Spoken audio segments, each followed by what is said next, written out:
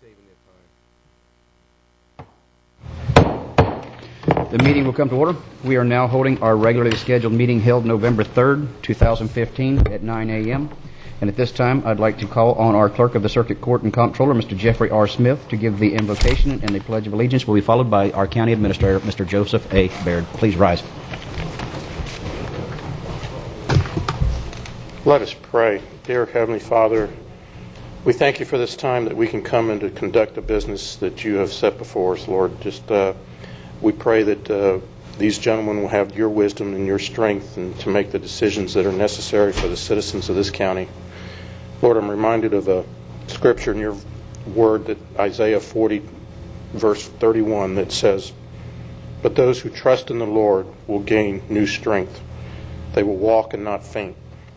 And as I was walking in this morning, I was walking in with Jeannie Brissette, and we thank you, Lord, for answered prayer there and her new strength, and for all survivors of cancer, Lord.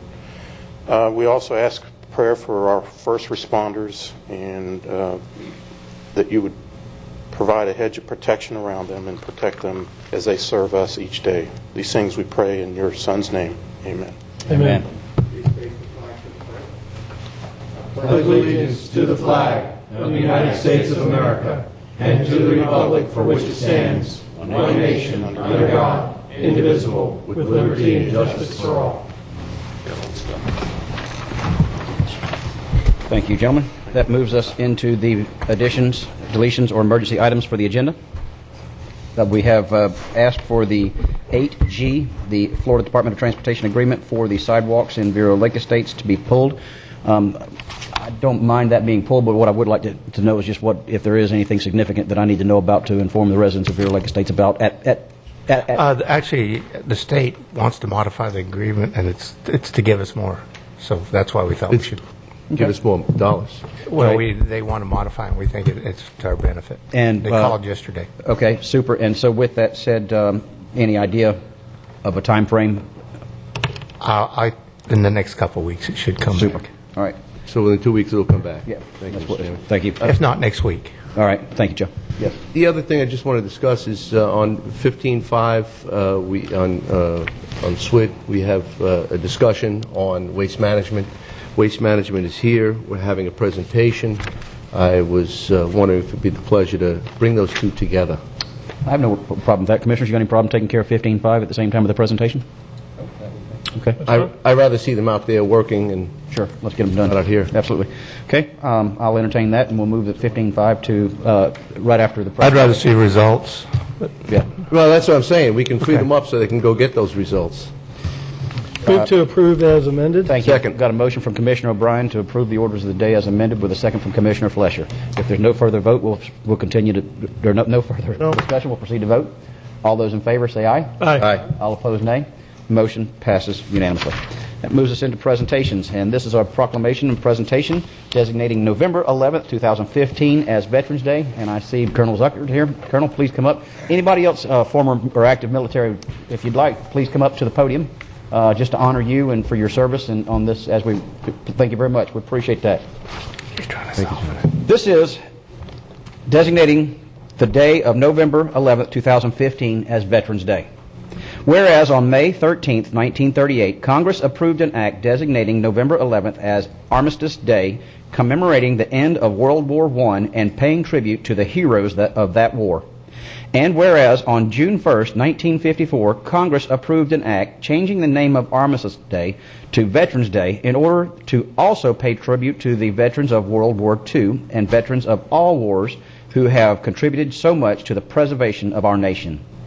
And whereas over 18,000 veterans of all wars presently reside in Indian River County, which is host to 22 veteran organizations.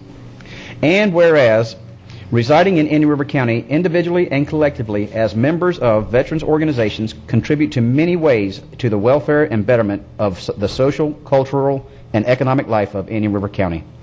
And whereas Indian River County Veterans Council, consisting of representatives from more than 20 city and county veteran organizations, annually observe Veterans Day, as well as all patriotic observances days, by hosting ceremonies at Veterans Memorial Island Sanctuary in Vero Beach.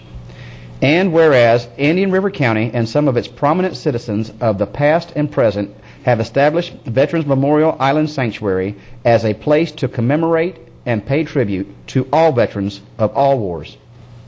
And whereas the City Council of Vero Beach maintains, improves, and makes Veterans Memorial Island Sanctuary one of the finest veteran landmarks in the United States that pays tribute to all veterans that have served our country. Now, therefore, be it proclaimed by the Board of County Commissioners of Indian River County, Florida, that November 11th, 2015 be designated as Veterans Day, and the Board encourages all citizens to fly the American flag to pay tribute to all veterans, living and deceased, and to attend the Veterans Day service 8:45 a.m. at Veterans Memorial Island Sanctuary on Tuesday, November the 11th, 2015. Adopted this third day of November 2015. Signed by all 5 county commissioners. Colonel, welcome. Thank you, sir. Introduce yourself and say it. John Genovese, a Vietnam veteran, 67-68. Thank you for your service. Colonel, tell us a little bit. Talk to us. Well, it's going to be another wonderful event. Veterans Day, as you know, is a little different than Memorial Day. We're just celebrating veterans. And I mean, the idea behind it is celebrate. Enjoy the fact they were veterans, whatever war they're from. And we have done a number of things to celebrate veterans recently, and it's been through the help of the county commissioners to do that. The thing I've liked the best is it made no difference who comes on the board, whether it's someone that's brand new or someone that's been around a long time. We always get support. Commissioner Flesher's at every single Veterans Council meeting we have, and I want to thank you for that. Don't forget the next one's in Sebastian. You can stay home and so. But we just got through a very successful event at Gifford, the Gifford Picnic. We have been trying for 5 years to get the folks from Gifford involved with the Veterans Council. We finally got it. They joined the council. They were at the September meeting, an October meeting, and they're the ones that suggested putting a celebration together for veterans. We had over 500 people. I never thought we'd end up with that many, but we know because we ran out of 500 plates. So it was great to see it. And it was just like a picnic is supposed to be. There were people shaking hands, there were people talking. It was not one side here, one side there. Everybody was together. And that is what you want to see for a picnic. And it was on county property, and what I really like is all I had to do was say, wouldn't it be nice if? And you guys made it happen. And I appreciate that. Thank you so much for doing that. We've got another event coming up. We're trying to get the young folks out. We did a golf tournament out at Sandridge, another project you folks helped us with. And we made enough money on that, we're able to have a thing that we call Enduring Laughter. We're bringing over 100 young folks to the Comedy Zone on Friday the 13th. And that's what we're trying to do. As you know, the suicide rate is terrible. And we've got to get them out. We've got to get them organized. I've been to a lot of counties in Florida, and your support has made Indian River County #1. I guarantee it. I've been a lot of places. No one else does anything like we do here. So on behalf of the 18,000 veterans, I want to thank you. I put a new flyer on your desk there that we have, and we couldn't do it without your support. Thank you so much. We appreciate it. Gentlemen. Thank you, Colonel. Thank you, Colonel. Colonel, I noticed an error in this thing. It says the November 11th as Tuesday. It's Wednesday. I'm going to get this corrected and get it to you. That'll work. All right. Thank you, sir. Thanks. Marty, thank you for all the veterans stuff.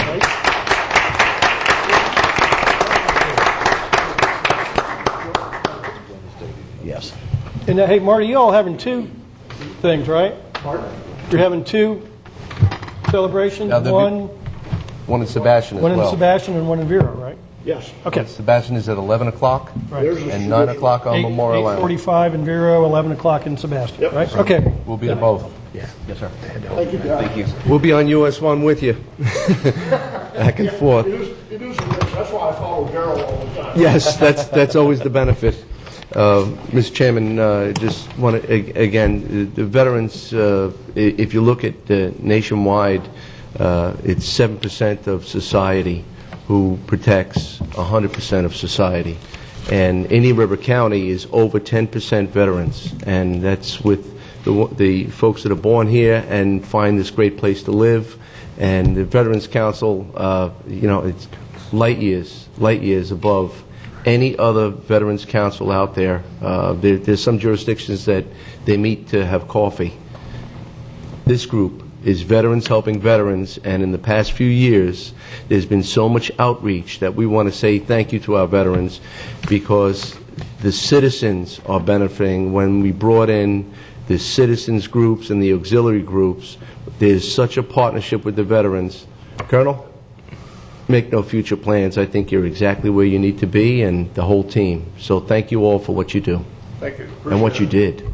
Mr. Chairman, just real quick, if people are looking to get a new flag for Veterans Day, about 6 months ago I needed to upgrade my flag. And the nice thing is, if you go out to the mall, the Victory Center there, not only will they take your old flag and properly dispose of it, but if you bring in your old flag, they give you 10 or 15% off the new one. And so it's a great way to handle that and supports the veterans. So if anybody needs a new flag, go to the Victory Center. Yeah, there's another program that just came out. It's called the Green Light Program. And if you haven't seen it, Google it. It is sponsored by Walmart. I don't care what you think of Walmart. They put it on national television during the World Series. And it basically says if you're a veteran or support veterans, one of the lights on your house should be green. And you can get your bulbs, I wish I could say at Walmart, but they don't have them in yet. How about that? But that's another program showing national recognition for veterans. So Here. people are catching on. I bet if the military were in charge of that, they would have green lights here, Absolutely. right, Marty? My gosh, They'd have them 2 we'd years airlift them before. in and drop them in with a C-130 and we'd be done. So it's on Veterans Day this Wednesday, 8:45 at Memorial Island. Yep. And at Sebastian's Riverview Park at 11 o'clock. 11 o'clock.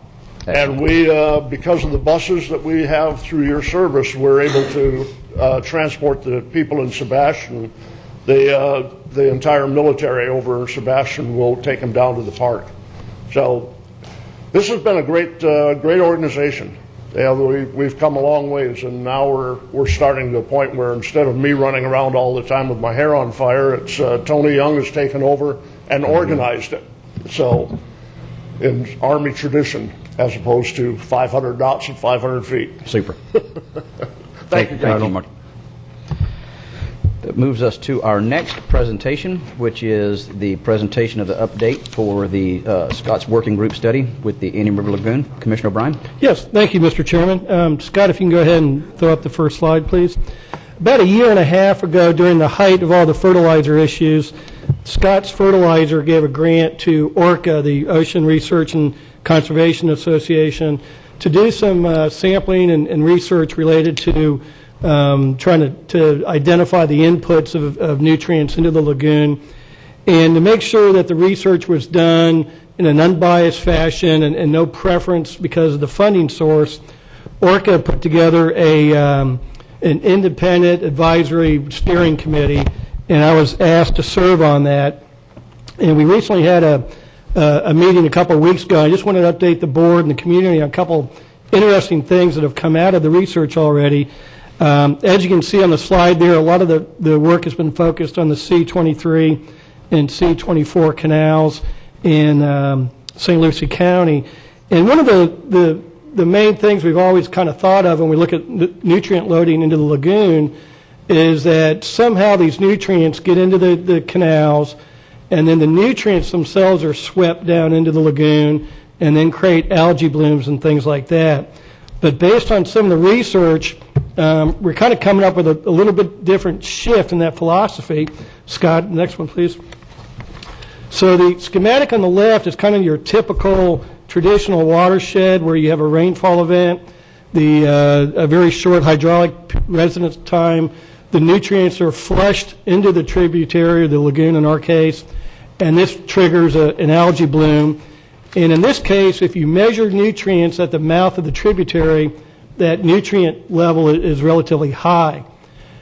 In Florida, what we're finding now with some of these canals, they may have a very long hydraulic residence time, and there's a lot of freshwater, and it's important to keep in mind it's freshwater algae is blooming upstream. And these are a lot of your blue-green and green algae, and you'll have them cycling up and down while they're that long hydraulic residence period. And then when there's a rainfall event, you could get a big surge of the algae being flushed out into the lagoon. And then when the freshwater algae hits the brackish water lagoon, these algae die, they break down into components, and then the nutrients are released back into the lagoon. And if you all remember a couple of weeks ago, Dr. Treffery's presentation on muck, his data showed that the muck is a huge source of nutrients into the lagoon. Scott, next one. So you have your freshwater algae being flushed out, carrying the nutrients within the algae. They hit the brackish water. The dead cells are released into the muck. The nutrients released in the muck. And you also have some of these freshwater algae are capable of producing toxins. So you have your cyanotoxins being released into the lagoon as well. And Scott, the next one. And so again, as we saw in Dr. Treffery's presentation, this muck is a huge sink of nutrients, and then every time you get it stirred up or disturbed, the nutrients are resuspended, algae blooms occur, and you have those issues. Next.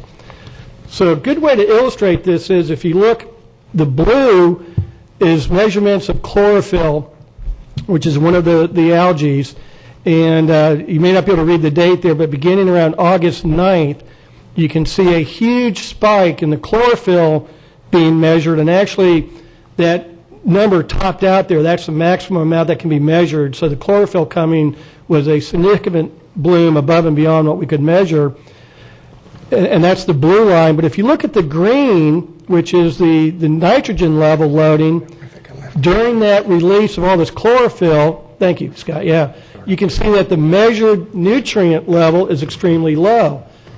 So under the old paradigm, you're thinking, okay, if we're measuring nutrients, we had a rainfall event, hey, good news, no nutrients were released in the lagoon. Well, if you look a month later, and that begins about September 13th, you can see the spike in the green as those algae break down and are die and break down, those nutrients are released, and we have a huge spike in the nutrient loading that normally would not have been measured or accounted for when we look at this. So it kind of brings up two interesting things. Is one, when we do measure nutrient loading and we look at the B maps and try to measure how we're doing, we do need to be looking at these algae and taking into account the nutrient load they are carrying into the lagoon. And secondly, it opens up the question, is there a way to upstream remove these algae from the canals prior to them getting swept downstream into the lagoon? And is there a cost-effective way to filter these out or remove them and prevent that nutrient load from getting in the lagoon? So kind of an interesting paradigm shift there, things that we need to look for. The second thing that came up, Scott, go ahead, is Orca's been able to do the GC is the gas chromatograph analysis of some of the sediments that they're pulling out of the lagoon. And if you think of some of these chemicals or compounds, they have a unique molecular fingerprint, so to speak. And the gas chromatograph, if you have that particular fingerprint in your library, when you run the sample through the gas chromatograph, it can tell you if that particular chemical is present or not. Scott, next one. So I know you all can't read this, but a couple of these things are kind of interesting. The far left, the small little molecular symbol there is a anti-skinning agent that's found in paint. So it's very unique to paint, and we can pick that molecular fingerprint up through the gas chromatograph and identify that agent was found in the muck and got into the lagoon somehow. On the far right is the symbol for picric acid. which is found in fireworks. And so we started seeing this show up, likely coming from 4th of July festivities. So the idea here is now, is there a potential chemical additive or a polymer that might be only found in, say, agricultural fertilizers, or some type of bonding chemical that's only used in residential fertilizers? Can we get that molecular fingerprint? And by doing so, if we run the samples, the presence or lack of that particular fingerprint might help us pinpoint where these nutrients are coming from. So the last one there, I think that's the last one, or is there one more, Scott? That's it. So two interesting things. It's kind of a paradigm of how we measure the nutrient load into the lagoon. We need to be looking at these algae as a source coming in. And then two, kind of, will this help us find that smoking gun? Is there a chemical compound that we can identify that's specific to a septic tank, ag fertilizer, retail fertilizer, and is it present in the samples? And that'll help us identify the exact source. So just wanted to update the board, Mr. Chairman. I think a couple of neat things coming out of this. Sure. And we'll be glad to keep the board posted as more data becomes available. Thank you. Is anybody looking into the, I mean, clearly something happened in 2010-11 and that caused the seagrasses to die off. Is anybody looking into more of the acts of Mother Nature as far as the cool weather that we had? I mean, there were fish floating in the river that really died because of the 2 years of the prolonged cool exactly, season. Yeah. I think they have tried to look at that, Mr. Chairman. I think the problem is you're kind of trying to solve the murder mystery a year too late. Cold case. Yeah, it is kind of a cold case. Good example there. I believe, and I think you're right. I think it was just a perfect storm of a lot of things. I think we were very close to the tipping point as far as the nutrient loading. Then you have 2 winters of extremely cold water temperatures for prolonged periods. And in the middle, the other thing that it's hard to document, but I think is a factor, is that summer we also had a lot of cold upwelling going on. And so you have a cold winter, then you have a cold summer upwelling, and then another cold winter. And I think it was just kind of a perfect storm of all these things happening. We do see a lot of the fishing coming back. There are reports that the seagrasses are starting to recover slowly. And in my personal opinion is I just think that as far as nutrients, I don't think we know what the exact level is that we can sustain, but I think that we have plenty of nutrients. That's not our issue. So any nutrient we can keep out of the lagoon, I think is a good philosophy. Okay. But I think you're correct, Mr. Chairman, that there was a lot of factors going on that ended up with those algae blooms that killed the seagrasses. But it's tough to go back 2 years later, now it's 5 years later, and try to identify that smoking gun. But we are working to try to find the sources of nutrients and work from there. All right. Now, Fine did remove quite a bit of the muck, taking out the colloidal suspension. Doc is still concerned that there is an abundance of muck that has to be sucked out. Oh, absolutely. The Fine project was just the muck in the intercoastal waterway, not talking about the rest of the lagoon basin. I think Dr. Treffery showed in his data that there's tens of thousands of acres of muck accumulation up in Brevard County where he's done his work. We know there's a lot of muck in these C23, C24 canals, and every time there's a big rain event, that gets pushed down the lagoon. So, Senator Altman is introducing a bill again that would allow counties to use the half-cent or 1 cent sales tax.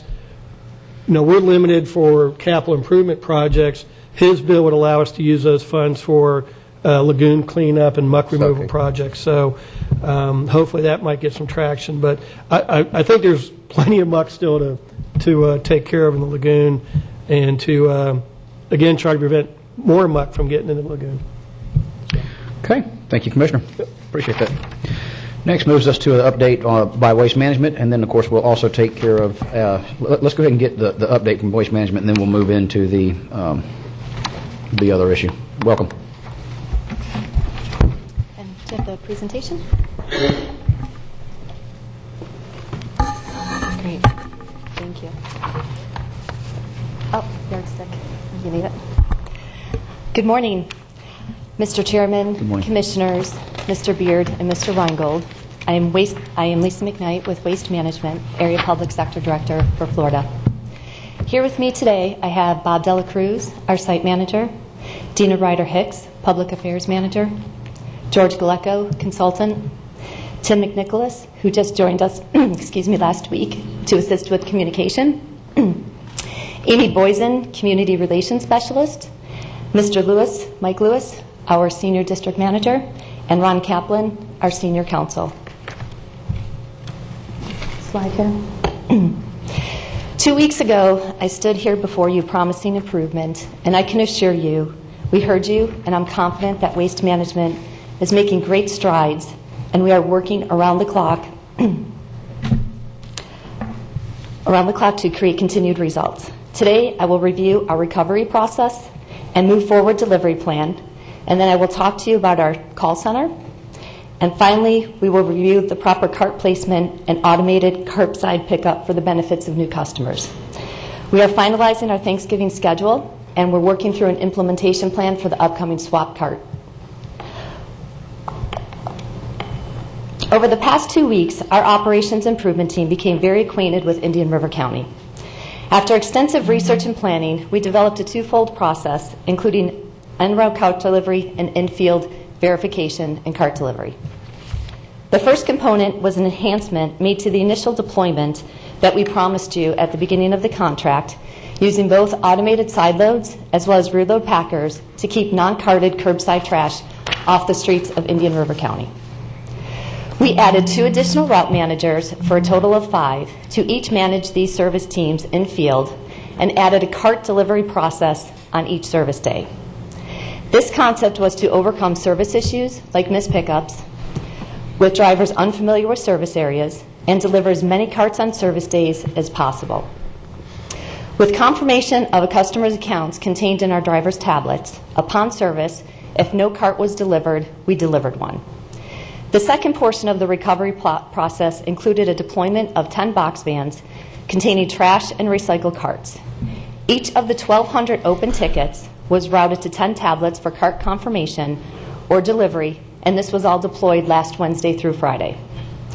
Of the 1,200 open deliveries, we successfully delivered 786 carts, a combination of both trash and recycle, and we confirmed 414 deliveries that were already completed that were not closed in our system.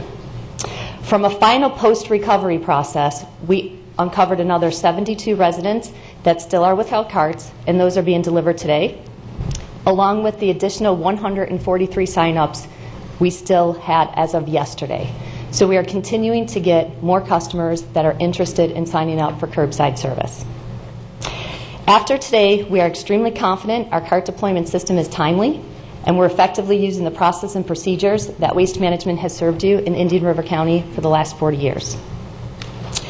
Today, we have over 25,000 single-family homes, including HOA and multifamily, with units using curbside trash collection. We are firm that 95% of our residential customers have their recycle carts. We anticipated having our entire cart data loaded into Sonray at this time, and I know this has been a multiple request of the Commission as well as the staff, and we are dealing with technology struggles with gathering that data. We are diligently working with Cartica, who was our subcontracted deployment team for the carts, and we utilized 2 manufacturing vendors, both Otto and Rarig, to actually manufacture the carts. Otto is our primary vendor for all of the recycle carts, and we anticipate having that data today or tomorrow. It's just within reach of finalization. Rarig Pacific, who we hired for only the trash cart deployment, we have not received their data, and we have certainly kept all of the staff involved of the progress of obtaining that information.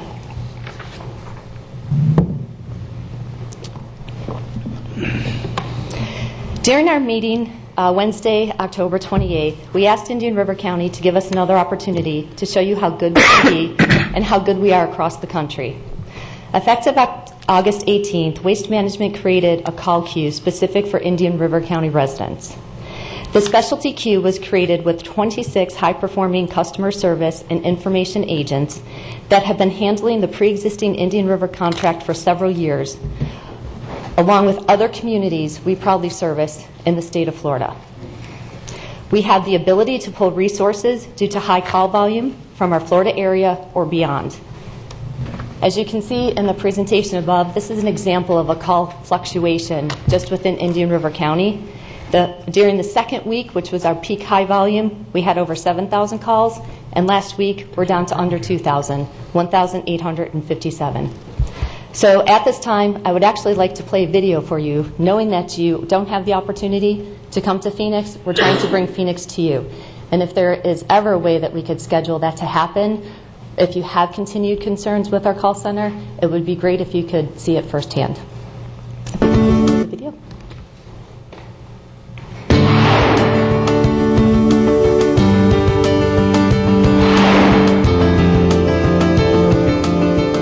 Thank you so much for choosing Waste Management. This is Josh. How can I help you? As the industry's leading environmental solutions provider in North America, Waste Management is dedicated to knowing more about our customers and how to service them better than anyone in our industry. That commitment to providing excellence in customer service is the hallmark of our next generation technology hub at the Waste Management Call Center in Phoenix. The Phoenix Call Center is using the power of technology to serve our Florida customers better. This centralized location means we have a full team of highly trained representatives ready to answer your call and provide localized, customized, and knowledgeable service to you, our valued customer. At 130,000 square feet, the Consolidated Call Center is home to 600 customer service representatives, including more than 60 Florida-focused agents utilizing the latest in technology and training. Agents can instantly access our comprehensive knowledge base with detailed information about your contract terms, conditions, and special program offerings. Through this knowledge base, agents are able to provide accurate, localized information for each of our municipal customers. The call center system offers advanced customer recognition and the ability to identify customers by phone number, resulting in an efficient servicing experience. Sophisticated metric tracking ensures accurate response times and also gives customers the option to request a callback at another convenient time. Our agents use a multiple screen platform, allowing them to quickly access customer account information, desktop reference tools, and online resources. This ensures they're able to give efficient, knowledgeable service to each customer. As far as the freezer goes, just put it curbside. We will pick that up within 5 business days. There is no charge for this, and you actually get 4 free pickups a year. The innovative analytics in our new call management system also allow us to make real-time adjustments to manage fluctuations in call volume. Forecasting tools and call routing capabilities help us manage volume spikes due to inclement weather or natural disasters and respond quickly to changing customer needs. Our multiple redundancy options further ensure our responsiveness in critical times. We've made a significant investment in the technology that we brought into the Phoenix facility here. And what that means for our customer is that we're able to reliably route a call so that it is serviced immediately for our customers, present the information that our associates need to answer the question and be the experts for that telephone call for each customer that they speak with. And it includes redundancies so that service is reliable and uninterrupted, so that we can make certain, again, that we're always available for our customer at the time they call. At the heart of our Phoenix call center is a team of well-trained, engaged, and motivated employees. More than 30 supervisors are on site. New agents complete a rigorous training curriculum focused on product and system information, local area knowledge, and customer interaction skills. Our agents receive regular coaching to ensure continuous improvement and exemplary service. A comprehensive post-call customer survey process allows us to continuously monitor and improve the service we deliver. Our goal is to provide our customers with exemplary service in every interaction.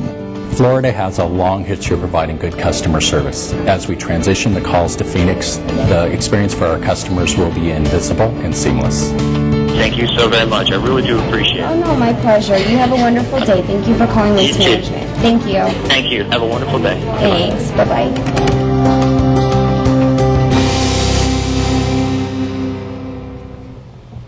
Thank you. As indicated on the video, we have powerful technology that provides efficient, knowledgeable service. Technology is great when information is correct. During this transition, our call center was not properly and efficiently communicated to on a daily basis, which would have allowed timely corrective action, consistent messaging, and the ability to empower those agents to satisfy the customers. We believe we have corrected those actions in the past several days, and we are currently demonstrating that success, and we will continue to move forward. Our local service team is now strongly engaged with the day-to-day communication needs of the call center, regardless of its location. You may have noticed the automated side loader in the video that we just watched. We are in the process of creating a demonstration video for the Indian River County residents to educate on the proper placement of cart curbside service. I would like to introduce you to Bob Dela Cruz, who many of you know very well. Good morning. Morning, Bob. County Commission. Bob Dela Cruz, Waste Management Operator, Operations Manager for Waste Management in Indian River County. I'd like to take a moment and talk a little bit about the carts and the placement of the curve and the program that's going on. I spent quite a bit of time the last couple of days out on the street watching the carts and the trucks going through the neighborhoods, and the program looks real well. It looks really great when you see a recycling cart and a garbage cart next to each other. And a lot of the citizens are cooperating and putting the materials in the containers, which is really great, and they're helping the guys out a lot. The containers, as we've mentioned before, have to be facing the street, and there's a couple of reasons for that. Number one is that when the container's dumped, all the product comes out. And the second reason is that when the container comes down, it automatically closes the lid, and when it rains, it keeps the rainwater out and keeps the container dry. It doesn't create a problem. A lot of the people are placing the containers within the reach of the arm, and when they don't, I've literally watched my drivers get out, move the container over to where they can grab it, dump it, and then place it back down to where the customer should be leaving it. The other thing that I noticed too that the guys are doing that are really great, they're tagging the information on the container if it's not right, and they let the customer know. A lot of the customers to these neighborhoods that I went to, I literally stopped and talked to some of them, and now that everything's in place, they're excited about it. They really like the program. They're excited about it. The material, it all goes into the truck. It's clean, and the program is ideal for these neighborhoods. The trucks are quiet. I even got complaints about, your trucks are quiet, I can't get my trash out, which is great. I had promised you 3 weeks ago when I was up here approximately that things would get better, and they have. They definitely have. We have some more hurdles that we have to go jump or conquer, but we will. And as time goes on, as everyone gets their containers, the service should become flawless. The complaints will come in, we will address them accordingly, and we will be people will be more than satisfied. I can guarantee that. Now, the containers, going back to the containers, when they're placed on the curve, they have to be approximately 3 feet. This is a yardstick. Everyone knows what 3 feet look like, but approximately about that distance, so that the arms can grab and not knock over the other container and pull them up. Come January, everyone's going to have a choice of a container of an upsize or a downgrade. We've put great strides to put that program in place, but we don't have the same errors we did when we were delivering the containers. So with that program there should go pretty smooth, and we should be able to accommodate everybody to the size of the container that they would like or they need. Does anyone have any questions? Commissioner. Bob, a couple things. One, I'll admit I've been hard on you guys on certain issues that I think are your responsibility, but also I think I've been fair and pointing out things that either the residents need to figure out or the learning curve, and where y'all are doing good. I had a community meeting last night, And one of the positives came out is everybody does like the new trucks. They're quiet. This is in a gated community, so they do like the fact that it's much quieter. So I think that's a big plus going forward. But we're still seeing failures in the pickups. Last week, a subdivision, Hammock Lakes, on their recycle pickup day, only half the subdivision got picked up. The other half did not. They called. Call center promised it'd be done by 6 p.m. Wasn't done. So there's still issues there. And brings up a huge question for me when we get to the holidays. You guys right now are having trouble getting all the routes picked up on the scheduled day. What are you all going to do when you have a holiday and there's no pickup, but I believe our contract requires you to make that pickup the next working day? If you're having trouble getting all the pickups done now, how are you going to get it done when you basically are doubling the load because you've got the holiday pickup plus the regular schedule? There's actually, there was still more of the presentation in here to address just that. Okay. So. Okay, then let me give Go ahead. Two more things real quick. The new trucks are great because they're quieter. Question came up: are they bigger or heavier than the old trucks? Because there were some concerns about them turning around in cul-de-sacs and doing road damage. So do you know, are they lighter than the old trucks? The same, or can you find that out at some point for me? I believe they're similar in weight. Similar, okay. Yeah. But if you could get that, Bob, and just confirm with me. Not a problem. And then one of the calls to the call center was, if the lid is not 100% flat closed, they won't pick it up.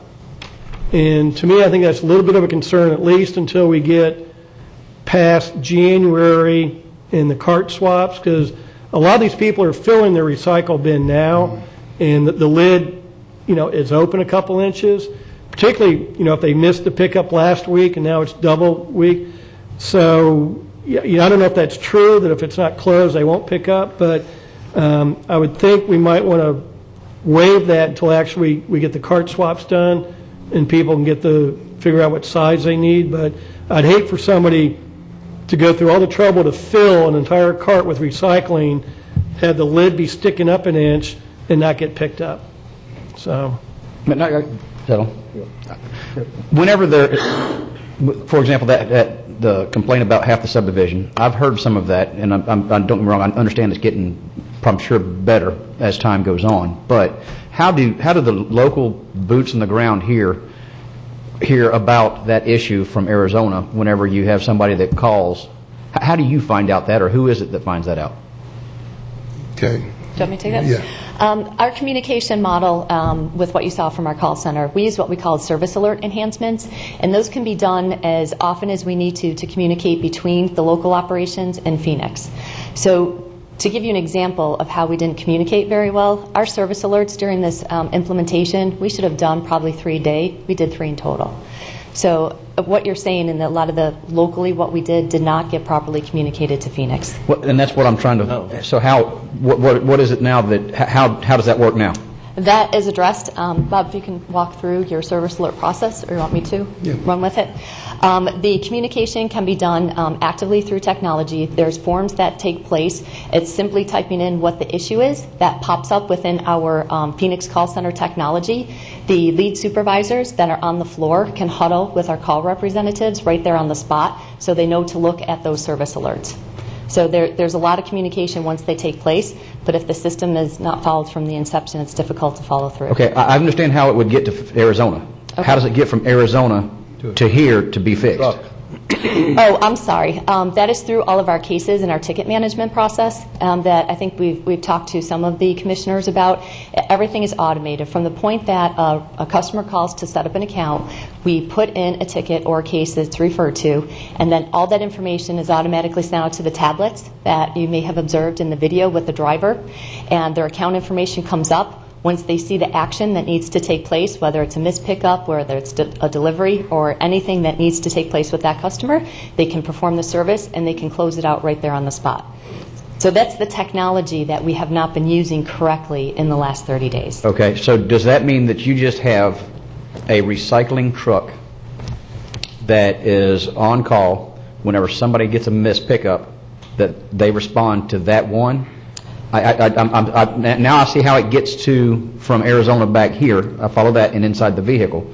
My question now is, how does that problem get solved, though, as quickly as possible versus having to wait a week and make sure that it doesn't get missed the next week or something? Or is that just the way it is? No, if it's missed, it happens immediately. As soon as the ticket is entered, because it's all routed, all of our cases and tickets get routed to the recovery truck. Okay. So the recovery truck would be the one that's providing the service. So you do have a roamer then? No. It goes onto the tablet to that driver. What happened here in the last 30 days is because everything is automated, all of those missed pickups were getting routed to the ASLs, because the automated side of those trucks, because that's what's performing the service here in the community. The recovery trucks were the rear load packers that we were having following. One, they didn't have tablets, and two, they weren't being dispatched for the delivery. Okay. So then your manual process needs to take place, printing out the ticket and actually physically giving it to the driver. So as you can see, when the technology doesn't happen to the right truck, and we're trying to do the recovery with the other vehicles that we've put in place in the community, all of that didn't get synced up behind the scenes. All right. Thank you. But just, if I could just follow up on that. So I've got a subdivision. The truck came in, picked up the east side of the subdivision, then pulled out and left. So they called in. Call center said, nope, we'll finish it by 6 o'clock today. So then, according to what you just said, your call center would then send an automatic message to the driver of that truck who just left the subdivision saying you need to go back and pick up the west half of that subdivision by 6 o'clock. Is that correct? That is correct. Okay, so when that didn't happen, what's the recourse there? Because it didn't happen. When a customer calls in, we would call that an estimated time of arrival, because it's still same-day service that we're supposed to pick up. It wouldn't be a missed pickup recovery yet. So we would dispatch from Bob's operations team to be able to get back to that customer, or get back to that driver, to make sure that before the driver returns for the end of day, that we'll go back and service that customer. If that recovery doesn't happen, that's when it turns into a missed pickup for the next day. And it didn't get picked up the next day, by the way, either. So in the last 30 days, we've talked about the many difficulties and the challenges that we've had with this contract. I can assure you, because we've provided this level of service to half of Indian River County previously using the same technology without flaws and without failures. And that's why we're asking for a chance to get underneath this difficult implementation that we did, and to be able to move forward and show you what we've done for the community in the past and how we can move forward and provide that exceptional service that you really have come accustomed to. I'm good for right now, but I'm still waiting to hear how you're going to do the holiday thing. Why didn't you I can continue down that path if you like. And why didn't you have your backloaders have an iPad? Why didn't you give them an iPad? I mean, you've got resources. I don't understand why they didn't get an iPad too. So it would have made it quicker. You couldn't then. You couldn't have an automated process of being able to have it routed on the customer's account and then put the ticket in and route it to another truck. That just only your side loaders are automated with that technology, and therefore everything else has got all of our frontline trucks that are out there. We have 28 dedicated trucks with our fleet here in Indian River County, and they all have tablets. When we did the emergency recovery, what we talked about, and we did the process with the 10 van trucks, we had tablets created, loaded, so we could route those delivery tickets in time. But that was a special kind of process that you went through. It's not normal having the tablets. Yeah. Commissioner Zork. Two questions. One, on the call center, I think it said it recognized and pre-routed calls based on the customer's number calling in. And what I'm wondering, if somebody is a Vero Beach resident but moved here from Tennessee and they have their Tennessee number, when they call in, does the system recognize the Tennessee area code and send them to call center people that are familiar with Tennessee and not Florida? Or how does that get rectified? It doesn't recognize by the number that they're calling in. It recognizes when the first time you call the call center, it recognizes that telephone number, and you are then prompted to where you would like to go, whether it's a new start or customer service, or if you're looking for residential or commercial service. So then that information is stored, and then the next time the resident or customer calls in, they don't have to go through those same prompts. They get routed to where they chose before. So one of the recoveries that we're doing internally is if we see that residential customers have called in through the peak chaos of call volume and they were routed to the commercial service, we have flagged kind of one of those service alerts to make sure that we can reroute that phone behind the scenes to get them back to the Indian River queue. Right, okay. And secondly, on the waste management app that I have under requested services, they have requested bulk pickup, which is good, requested extra pickup, but maybe having a tab for missed pickup. Because some people, probably in that Hammock Lake situation, out of 103 people, the west half, I bet you probably 10 called because people don't, to go through the queue to do a call, but if they could just go on here and say, I missed my pickup, and it sends it in, or on the home page, whether it's the desktop version, a quicker way. So when you started seeing 5, 6, 7, 8, 9, 10 missed pickups, then you'd know we have an anomaly here that a whole section got missed. And also with people working, they put their can out in the morning, they come home at 5, then they realize they missed, and either now with the extended hours they can reach someone, but probably a good portion of them don't discover it till the day's over. So that might be an enhancement on your technology side is a missed pickup. Now also with the sensors that are in the can, when somebody says they missed a pickup, you'll be able to tell by the driver route and the tipping of that container that, well, no, actually that container was tipped or wasn't tipped. You'll know, you can validate the complaint pretty quick. But I wouldn't think people would call and say, gee, I wasn't picked up, if it's still full and it wasn't picked up. I don't think people are, doing prank calls for that. I think they're calling because they got missed, and especially when they were missed multiple times, and the accumulation of the different materials was they were running out of room. And also one thing on the 1-inch on the lids, I know mine the first time, because I got missed the first week, it was sticking up a little bit, and it did seem to pick it up okay. And I did even have it facing the wrong way on the curb, and I'm thinking back, if we ever order new lids or new containers, probably an arrow saying facing this way, for those that listened to the presentation a half a dozen times. And as I'm watching it, I'm like, yeah, I had it turned the wrong direction. And it still tipped it, but you're right, it leaves the lid open versus closed. But it's, even with probably a 2-inch opening on it, it still picked it up, but probably if it's windy or other things, that lid could open up and material could fly out. So, Commissioner, on the blue recycle bins, they do have arrows pointing which way. Right. But you have to look for it with a magnifying glass. Oh, if it's there, I have not. I've seen the hardest things to see. Yeah. Really? And if you have older eyes like these, you cannot possibly see them. Right. I looked yesterday when I put it out, and I looked and looked and couldn't find it. Well, then if it's there, I've seen the other markings on the lid, but look at it. You can't find it. Okay. See when we create the video, we'll try to focus in on that arrow too. Right, that would be good, because I cannot see it. When I had a text on Sunday, and the gentleman has been your customer forever, and had garbage pickup for the whole month, and he had called 4 times, and he said you were going to be there within 24 hours, and you weren't. And he called me on Friday, and Thursday, we passed the information on. Now, what alarms me is these people are paying for service. He didn't get any service for the month of October. And when we ask you, are you going to give people a credit? And you didn't seem concerned about it. I am. We are concerned. We are very concerned, and we have processed credits. We processed over $15,000 worth of residential credits on customers that we have failed. So if there is that particular customer that we need to take a closer look at, we'll be more than happy to.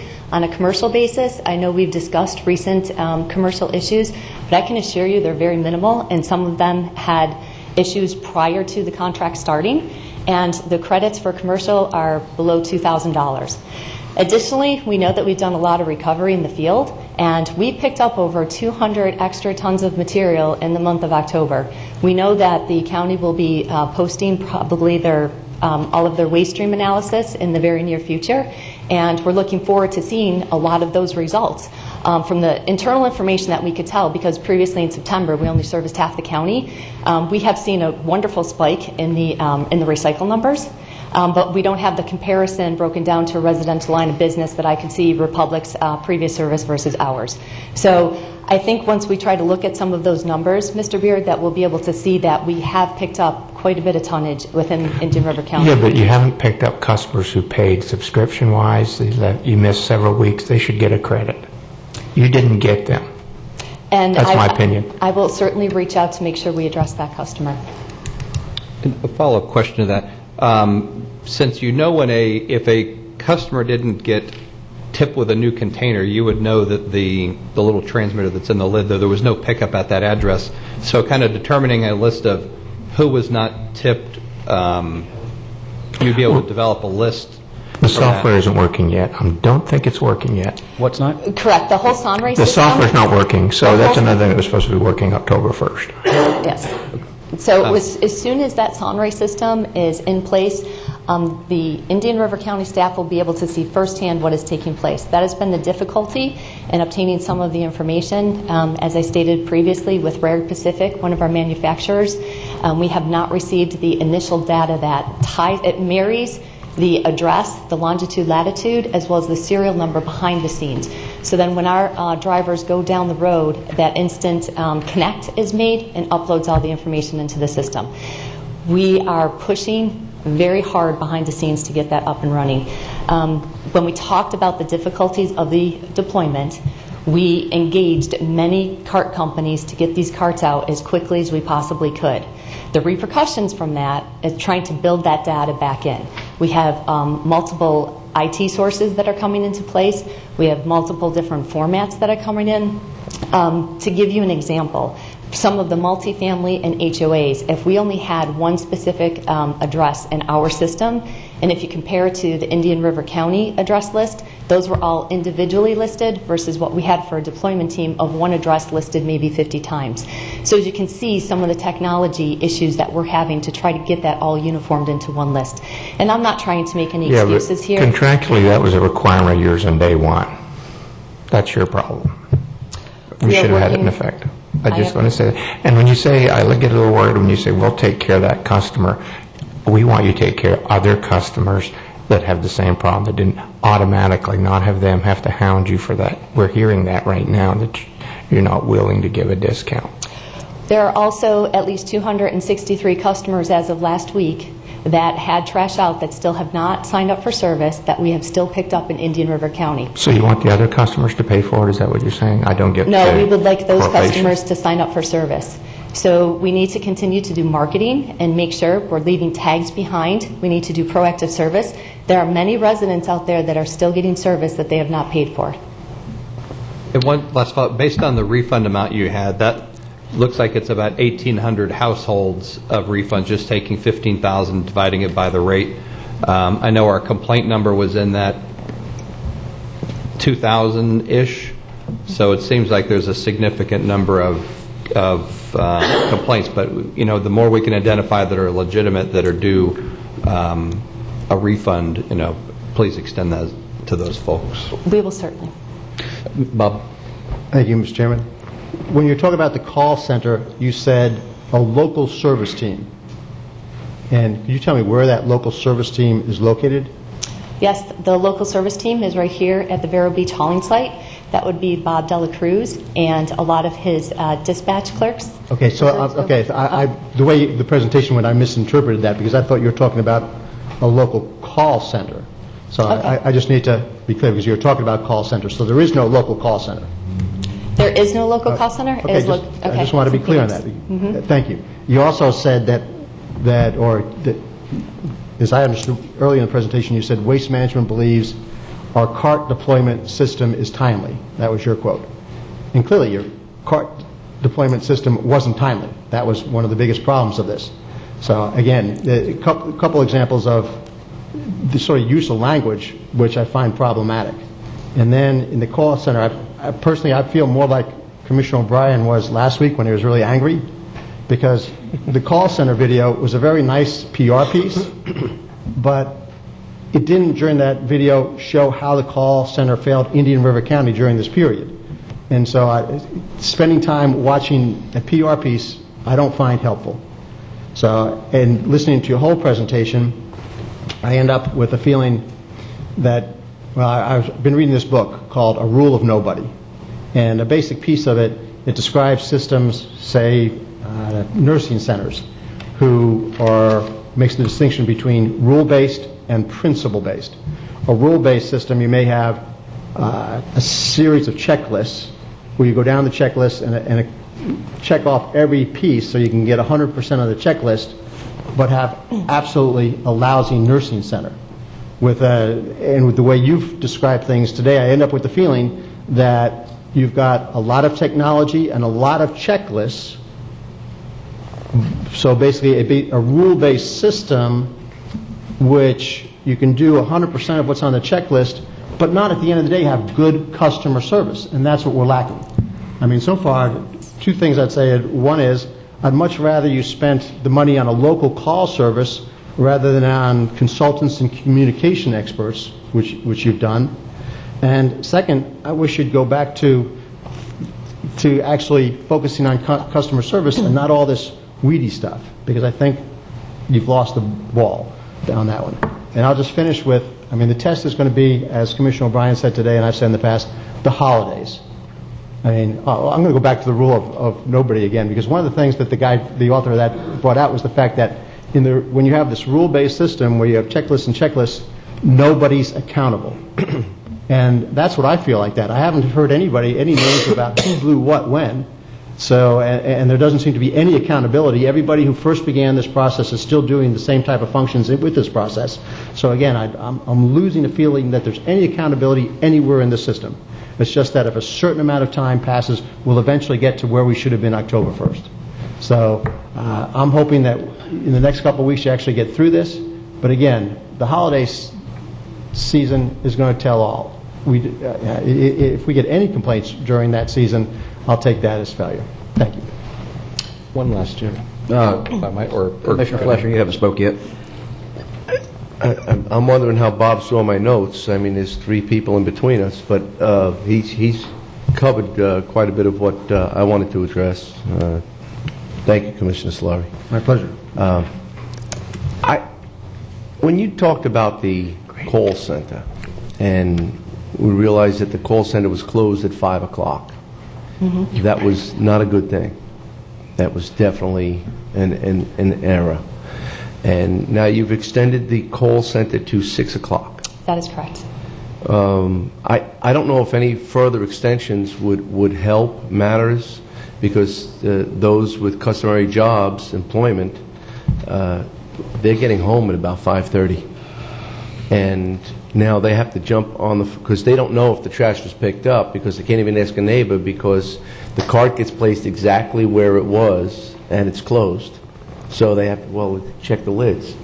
So basically people are finding out at 5:30, 5:45 when their trash has been picked up or not picked up.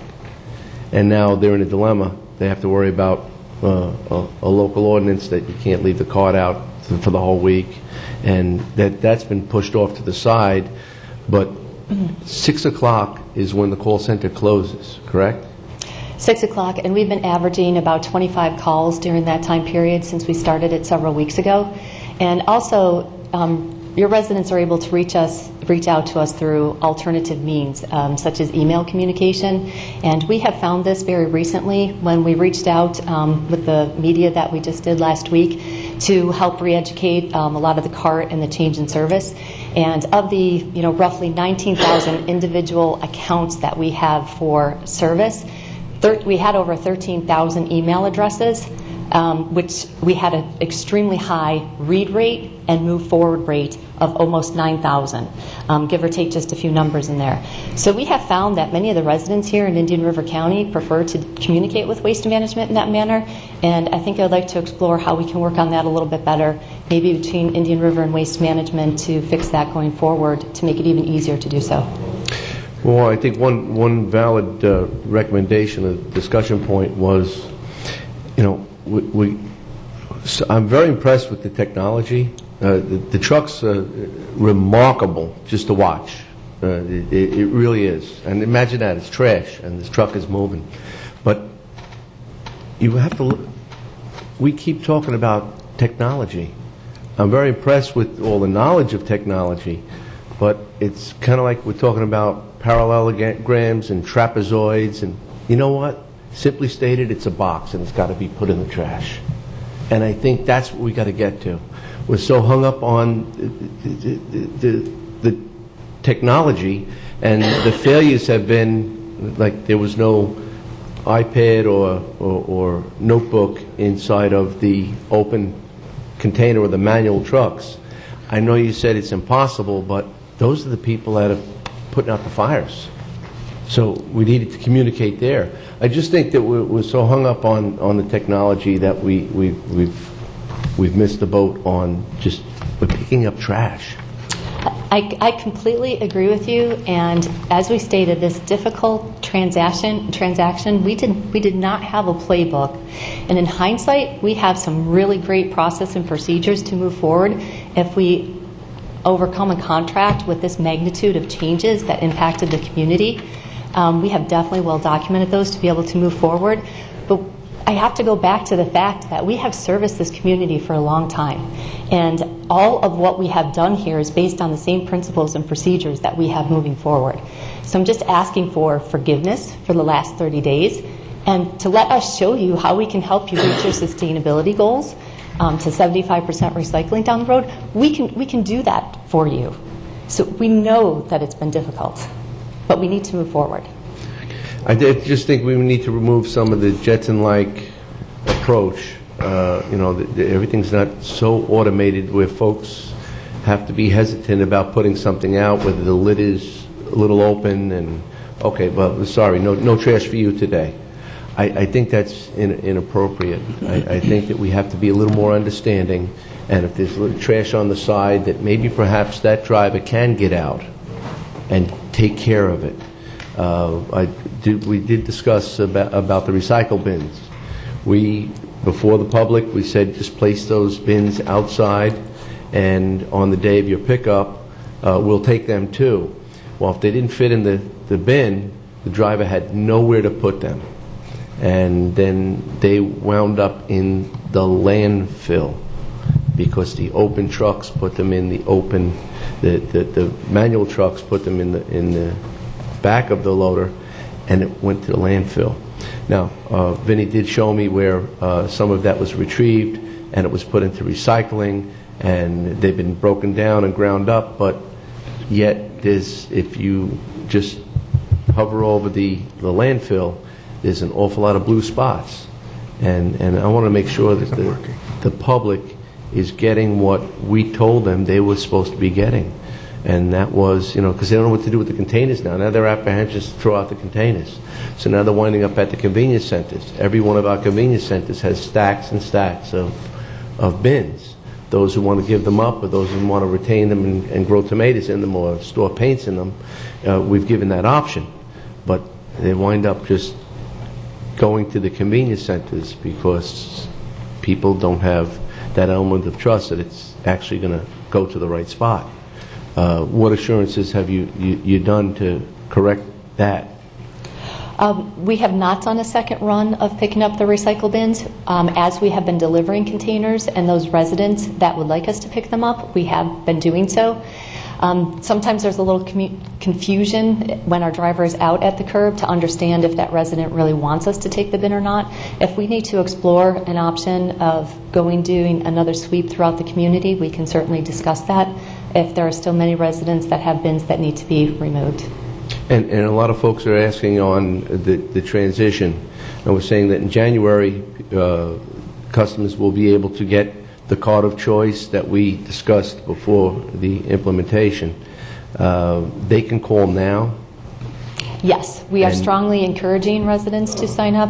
We have just under 700 requests on file right now, and if more residents could please call in to do the switch out request, we're keeping track of that. This will allow us to plan for container inventory, so the more we have up front, the easier it will be going forward. And they call the call center. They can call the call center. They're going, at the speed they're going, they may not have to get another container. It'll be their first one. That's not helpful. Is there any other comments? I think we got to go in a little different direction than that. Yes. One other one for Bob. On the automated trucks, is there a hours of operation that those can be on the road because of the movement of the arm? I mean, and not driving on the road, but actually doing active pickups. Well, I believe we have a restriction of 6 in the morning to 6 in the evening. Those trucks got to be off the road. It's in the contract. 6 to the 6? time frame. Yeah. Okay, and kind of where I'm going with it, as we get into these peak loads of the holiday time, if you have a truck that, say, does 250 houses, and he's got to go to the landfill on a normal day, and he's got to go to the landfill empty and come back, then he picks up. But during the Thanksgiving holiday time, he might only be able to get to 100 houses, and he's full, and he's got to go to the landfill. That cycle time out of his route might be an hour that's coming off the back end. So what will happen when, and everybody has Thanksgiving at the same time, so it's not like we can, like before we were able to borrow trucks from other areas and bring them in. How do we fill the gap of that guy not being able to finish his route because of the higher volume and the cycle time to unload, come back, and keep going?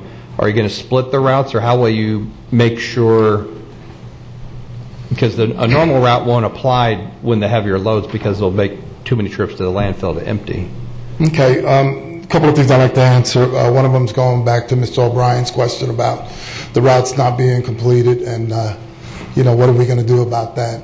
Well, I've got enough information that had come in now, and I'm actually in the process of rerouting. We're looking at all the logistics. We're taking the neighborhoods where the trucks are running late, and we're rerouting, and we're adding vehicles if we have to. Now that we've ran, almost 3 weeks or 4 weeks, excuse me, and most of the customer base is here, so we're going to be able to do some rerouting. Okay, so that's going to bring the hours down there for better quality service, and also to guarantee that all the drivers and everything are comfortable to be able to get down the streets. That's the first thing we're doing. We're currently doing that right now. So that program should roll out within the next week or two, and we should have the rerouting done. As far as the holiday goes... Bob, if I may, have you kept the utilities director and Himanshu involved in that conversation of the rerouting? I just saw some surprised faces from the back of the room. Obviously, we have a GIS system that we're indicating on there what days people's pickups are, and I would hate for them I not asked to that have... question yesterday about, I have no problem with the reroute, but as long as it's not, y'all told me it's not going to change the date of pickup. No, it's not a service day change. It's within, we cannot change the service days without permission from you. It's within the same service days. It's the truck that's actually It's the doing truck. so. The boundary lines are going to be moved over. And if we need to put an additional vehicle within those boundaries on the same service day, we'll do that. Okay, because we're finding out issues with yard waste. It's a little busier in some areas than others. We just found this out by doing the service in the Treasure Coast area. And the same thing with the service. Finally, the customers are settling down. The ones that sign up, we know the neighborhoods where they are. Now we could go after them and figure out what they need and provide the service. And that's what we're doing with the rerouting. Okay, so anyway, again, back to the holiday. We should be in a lot better shape routing-wise for the holiday. And if we need to, we'll add additional vehicles to absorb the difference to get the trash up within the same day. Well, actually, if I can just step in here for a second. We have been working, Mike Lewis and the operations team has been working on the Thanksgiving recovery schedule, and we have already put a draft into Hamacho and Vinny, and we have received feedback. So for the Thanksgiving schedule, it's very important for the residents to know and understand, because this is a change, because they previously had 2 times per week pickup. They always just had their pickup on the second day. There will not be any service on Thanksgiving, so we're going to be picking up customers from Thursday on Friday, and then the Friday service customers are going to be serviced on Saturday.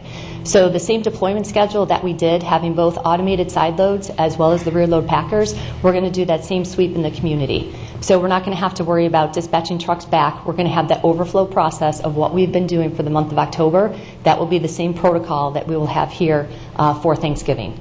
So we think that this is going to work. It should get up all the extra material, and then we can regroup after and make sure if that makes any sense. As you can see, there's also our communications plan. We know that this is a change for the residents of Indian River County, and we want to make sure that they're well engaged with what's going to take place, so we will have proper notification out to them. So before I move on, I know we kind of skipped around a little bit for questions. We do know that item 15B5 was a request to draw on Waste Management of Florida's performance for this contract. Good. If we can, and it sounds just very technical in nature, but if we can focus on just the waste management presentation, we're going to have to shift over into the solid waste district, take up that item in the context of that. Yeah. So I've got to change hats real quick. Okay. I mean, it's the same faces, unfortunately. Okay. Okay. All right. So if there's any other questions on the presentation, if not, we'll go ahead. Or is there any? Is that Is there any more part of the presentation separate from that you haven't got to yet? No, pretty much the holiday schedule, and then basically, I know that there are customers that we have failed here, but there are also a lot of customers within Indian River County that are satisfied, and we do receive compliments, such as the one that we're sharing with you today. So there are customers here that are satisfied. It's not 100% of the community. With that, I will say that the numbers that you posted on your chart as far as the calls going to the call center are very similar to the ones that were going to my residence. Yes, they were far and wide. The first 2 to 3 weeks, it was quite a bit of call volume. This past weekend, I just received a couple of phone calls. One of the people that called is actually in the room today, and I just got another call about when something was going to happen. It wasn't that I did not get service. Last week, basically, the phone was on a continuous ring. So I think there was a market improvement, and I do believe that the teams have gone out there to put out a lot of fires. There's still some embers. There's no denying it. But you have addressed many of the issues where people are less compelled to call. Now, I thought maybe perhaps, are they giving up? Are they saying, if you call or you don't call, it doesn't matter? No, I'm seeing that people are satisfied. I've driven over 100 miles yesterday just to take a look through the communities. The bins are out there, the toters are out there. They're being processed. And something else I did see on the roadway that I wanted to note, the past couple of weeks, some of the commissioners said that they rode on the trucks or assisted with the deployment. These were trucks that were 25 feet in length. They had trailers. They had over 100 or 150 bins on them. The carts that I saw this week had a combination of carts. It seemed like they were just addressing some of the isolated situations. There were less than 30 toters on the truck, which gave me an indication. And I saw 3 of those trucks, and I believe one might have been a review. They just might have been moving on into a different area. So I think that your numbers are close to what I've observed. I'm not verifying the numbers. I'm just saying that I'm seeing a lot of market improvement. And this past weekend was quite a step forward. So I want to say if we can find something positive to go through this, is those first 3 weeks were torturous, and this past weekend was exceptionally improved. Thank you. Thank you. Okay. Anything else, Commissioners? If not, we're going to go straight into the, at this point, we're going to sit here as the Solid Waste Disposal District and turn this over to Benny. Welcome.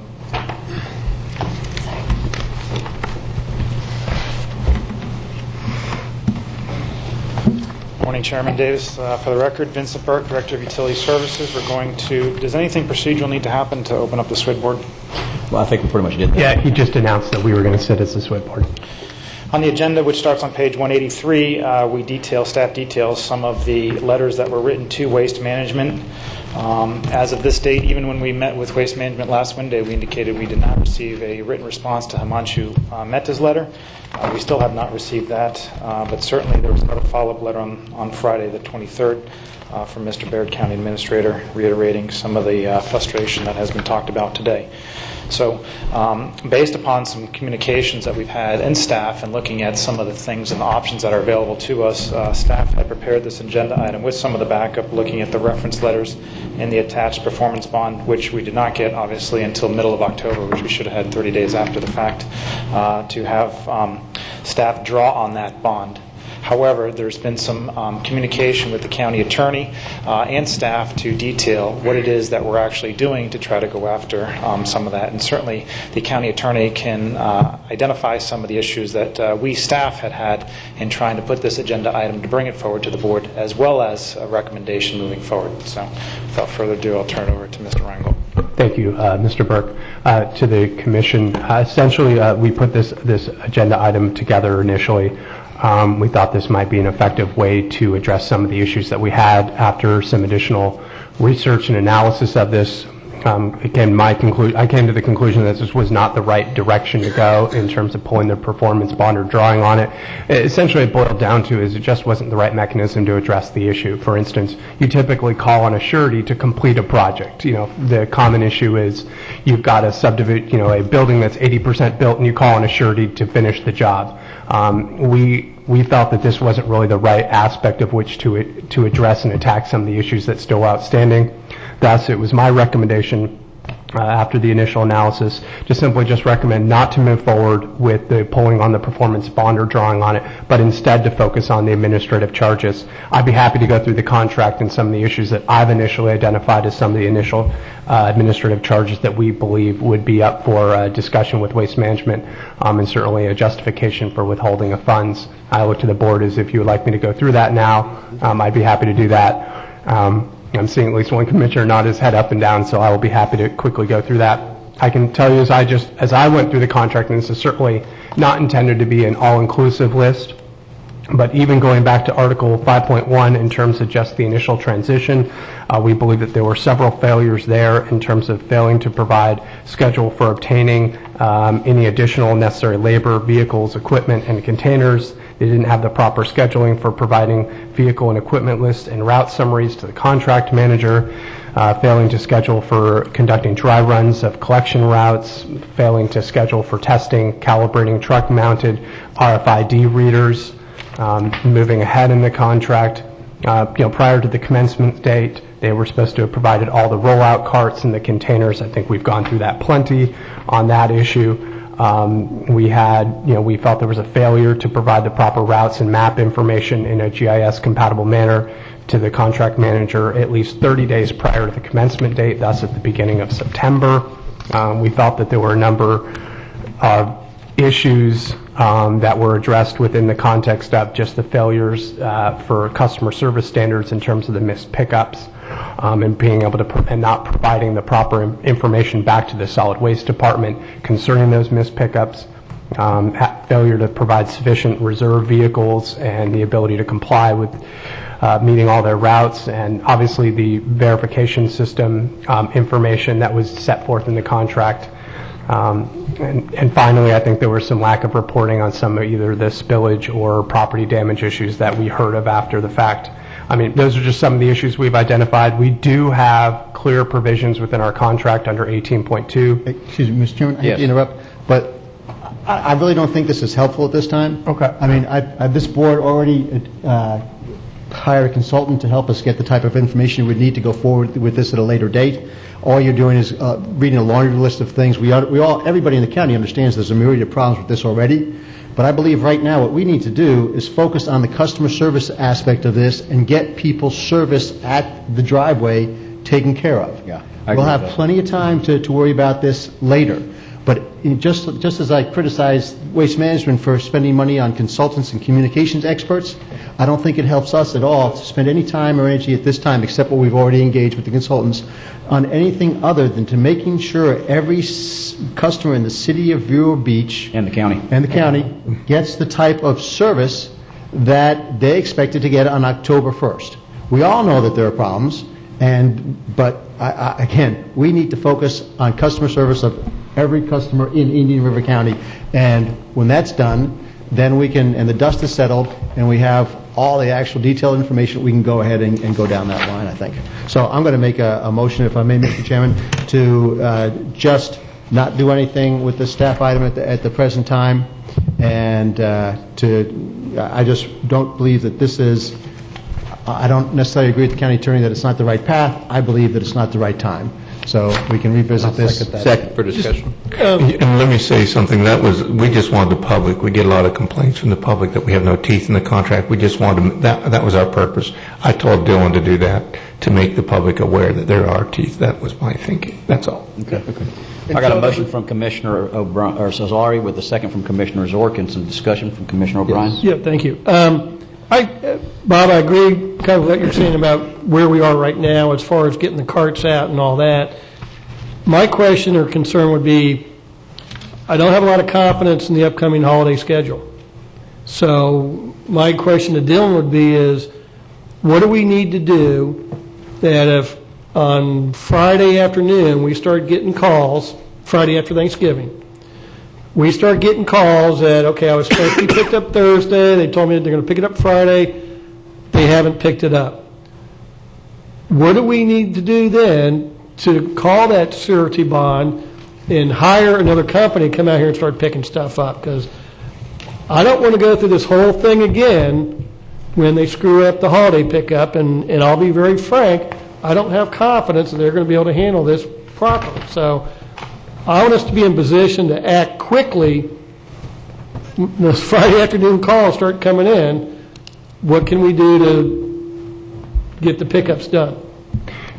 To answer the Commissioner's question, under the performance bond that we have received, it specifically states that the surety will not be obligated to perform until 30 days after, and that's not uncommon. You typically have a period of which an surety investigates, but clearly if there are issues out there, we will do everything we can, obviously, to correct the problem as soon as possible.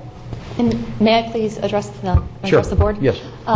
As we stated, we are moving forward in the right direction, and I know that we will do everything in our power to regain that confidence. I know that's going to be difficult to overcome, but I assure you we have a lot of focus, we have a lot of attention, and we need to succeed in Indian River County, and you have our assurance that we will do that moving forward. What you have seen for an improvement over the last 2 weeks, that will be continued to move forward exponentially to make sure that your holiday schedule is picked up on time and getting the trash off of the curb.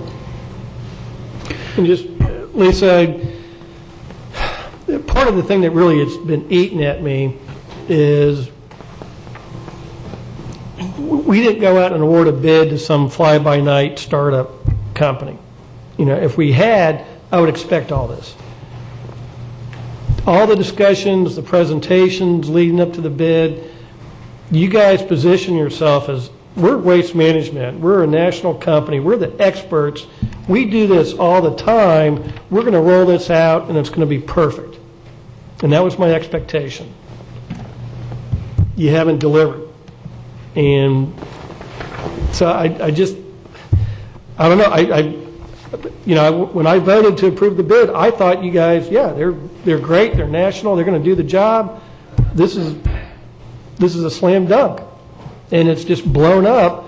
And so, you know, I'm sorry, but I don't have confidence in y'all now that you're going to get this done. I just don't. We have a request to finalize a meeting with Mr. Reinhold, and I believe Mr. Beard, hopefully sometime next week. And there are a lot of concerns that need to be brought out on the table about the implementation of this contract. And many of those are not something that was in Waste Management's power. There are other responsible parties, including the county, that we would like to discuss at that meeting and be able to move forward. That's not going to take away from any operations for pickup for Thanksgiving weekend. No, that will not. Okay. So Dylan, just as far as the motion, then just go ahead and move forward with the motion you're recommending. Yes, what I heard from the motion was let's just not move forward with the request as requested in staff's report. And you do have a scheduled meeting, or has that been resolved? Mr. Kaplan and myself have exchanged emails and telephone calls yesterday, and we are working to schedule a meeting with Mr. Baird, myself, Mr. Kaplan, and Mr. Hawkins for either later this week, although I believe probably next week will be most likely when we'll be meeting. Well, again, we can't correct what happened over the past 3 weeks. There's no fixing this. There's no getting back. I mean, there's fixing the future. The only remedy here is some sort of service adjustment or financial, and I believe that's best resolved directly with the councils to be able to discuss what moving forward, what benefit could be achieved for the citizens that have been inconvenienced, for the county that has been inconvenienced, and for the company who has overcome all the adversity. I do have confidence in the future. I do believe that looking at your machine, that it can happen. I just, again, the caution, I think we're getting too hung up on technology, and we're forgetting that folks are putting trash at the curb, and it needs to be picked up. And, well, that's not in the protocol, or it's not in... People don't want to hear that. They want to hear that the trash is being picked up, and they are concerned about Thanksgiving and the rest of the seasonal holidays. Christmas wrap goes off the charts, and it's definitely not going to fit that one recycling bin. So they're going to want to know that they're getting service. They're not going to want to know that, well, that was rerouted to this location, and then the call center is going to have that information. We're going to get it to the tablet, and from the tablet we're going to be able to move it back over. And again, we might see George and Himanshu and Bob and myself and Commissioner Davis picking up the loose ends. And we don't want to see that. So please assure us that it's going to be customers first, service first, and let's not get hung up on whether something's got to be re-engineered or defined. That's all up on the corporate strategy and the corporate end, but I don't think the public wants to even hear that. That's why I support the motion. Let's just get back to service, and you all can talk about what has to be done in the spirit of the disservice to the community. Commissioners, Ron Kaplan. I'm in-house counsel in waste management. We have had contact with Mr. Reingold.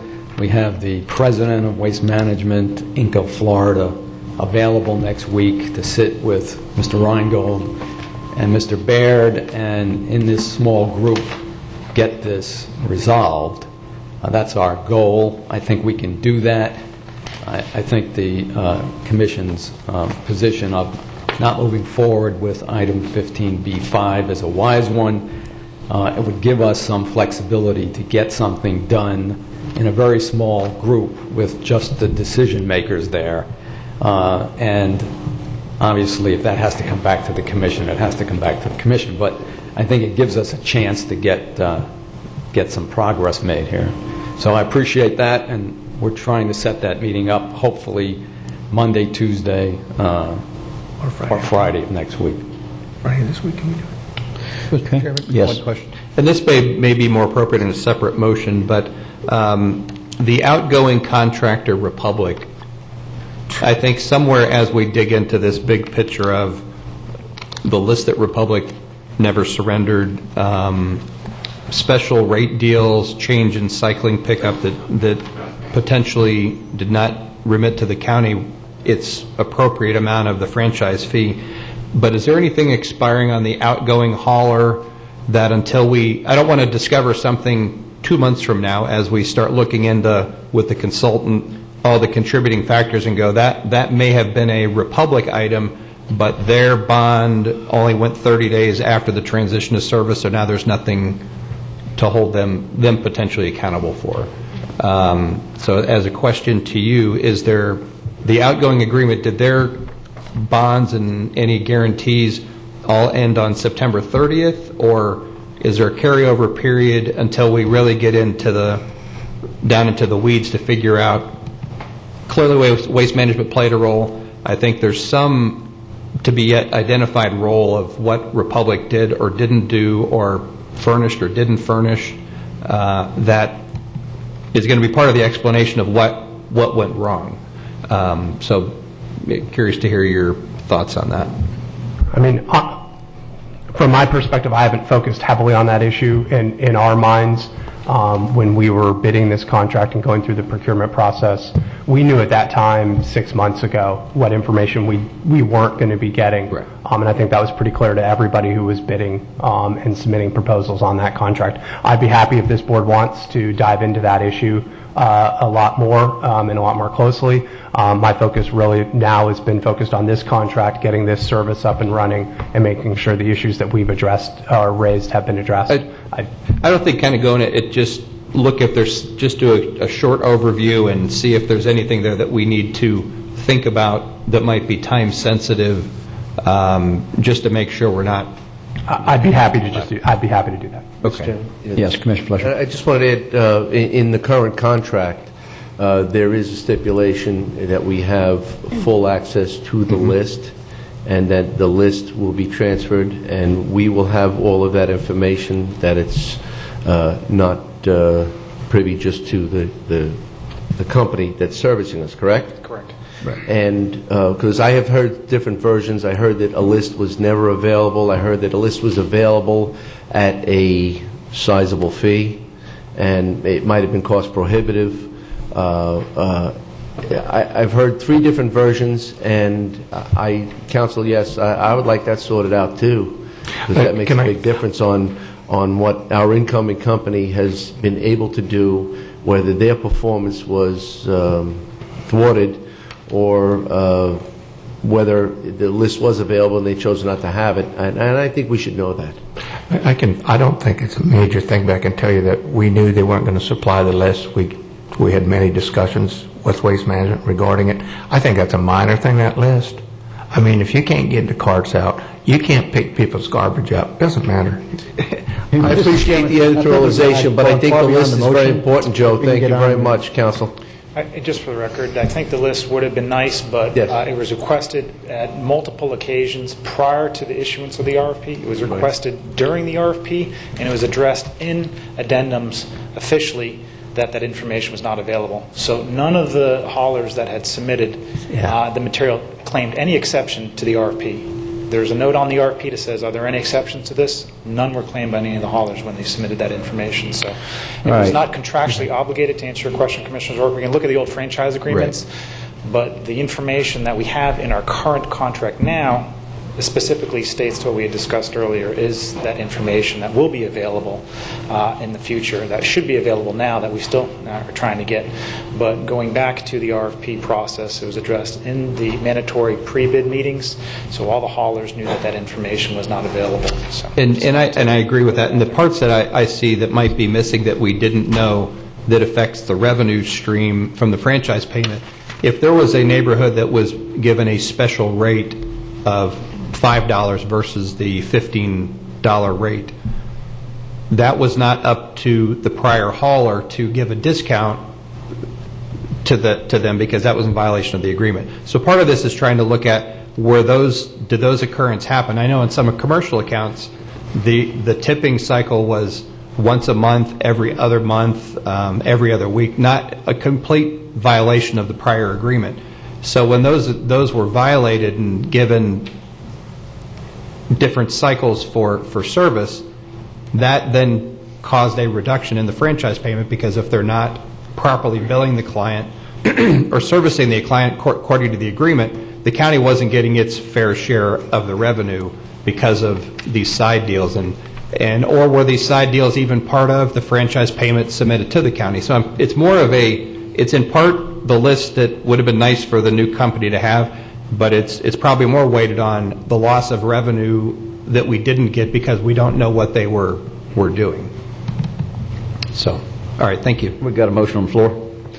Is there any further discussion on the motion specifically? If not, we'll proceed to vote to not take any action on the staff's item. Seeing none, all those in favor say aye. Aye. All opposed, nay. Motion passes unanimously. Is there anything else we need to before we move off this? Thank you very much. Thank you.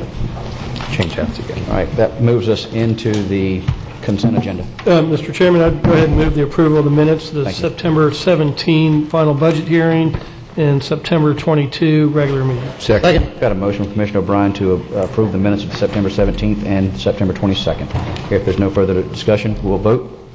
Laurie. No further discussion, we'll proceed to vote. All those in favor say aye. Aye. All opposed, nay. Motion passes unanimously. Mr. Chairman, under informational items, there's a proclamation of retirement for Timothy Ward from the Emergency Services District with 33 years of service. Just want to shout out a big thank you to Mr. Ward for his service to the community. Thank you. And I'll second that, as saw him a week or two ago, and he was gleefully looking forward to this date. Not really doing a motion. All right. Now, thank you very much. And that moves us to the consent agenda. Commissioners, is anything you'd like to have pulled? Mr. Chairman? Yes. I'd like to pull item C. Pull item C. Anything else, Commissioners? Anybody from the public wish to have anything pulled from the consent agenda for separate consideration or discussion? Mr. Chairman, move approval as amended. Got a motion from Commissioner Flesher to approve the consent agenda as amended, and a second by Commissioner O'Brien. If there's no further discussion, we'll proceed to vote. All those in favor say aye. Aye. All opposed, nay. Motion passes unanimously. Commissioner O'Brien. Yeah, thank you, Mr. Chairman. Item C is just our quarterly investment report. And I just want to point out the average yield for the quarter is 0.47%. So obviously we're still in a very low interest rate environment. And I'd just like to encourage staff to continue to look for opportunities to use some of these reserve funds if we can find ways to pay off older debt and reduce the interest rate. I don't think we're losing any interest, and we'll save on the interest carry. So just kind of a reminder to staff to keep looking for those opportunities and to maximize our overall return. And no fault to the clerk. I know it's a low interest rate environment, and feds aren't doing anything yet. So we will do that. We work closely with the clerk on all our debt and other things, and we always talk strategy, and so we'll definitely do that, Commissioner. Jeff, welcome. Yeah, Jeff Smith, Clerk of the Court. Yeah, no, Commissioner Bryan, your comments are well taken, and we did look at, we do have a couple investments in there that we were able to buy that were over 1%, but then the market dropped back down again, and so we were not able to get those at this point. The investment committee did talk about what the future is going to look like, and we do feel somewhat that the Fed may do something at the December area, but you're right that it still is a low investment or low interest market. So. And we get a lot of comments from the public and the state of Florida, which is a good thing. We're very limited on what the clerk can invest or investment, and it has to be Treasury backed. And that's a good thing because you can't get in risky environment. I have no complaints whatsoever about the investment portfolio. I just want to highlight the fact it's still a low interest rate environment, and we can continue to look for ways to maximize our return by paying off older debt. So, Mr. Chairman, with that, I'll go ahead and move to accept the quarterly investment report. Got a motion to accept item C on the consent agenda for the quarterly investment report from Commissioner O'Brien with a second from Commissioner Solari. If there's no further discussion, we'll proceed to vote. All those in favor say aye. Aye. All opposed, nay. Motion passes unanimously. Thank you very much. That moves us into the Office of Management Budget. And this is the sealed bid. Jason, welcome.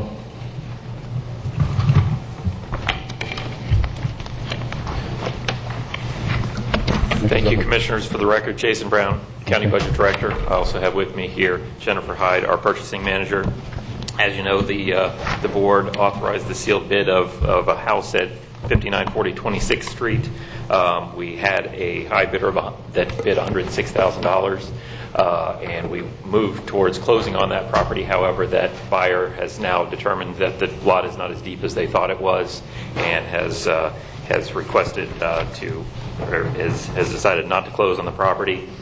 So what staff's recommending today is to move forward with a sealed bid to sell the property again, retain the $1,000 security deposit. We did reach out to the number 2 bidder to see if that bidder was interested in paying the amount that had been bid. They were not. So at this time, we recommend moving forward with a sealed bid again. To sell this property. If you have any questions, staff. Yeah, Jason, normally we ought to start getting 10% down versus just $1,000. We can do that. We will do that from this. We've had internal discussions. After this, $1,000 to just hold, it's kind of a placeholder. Yeah. You can walk.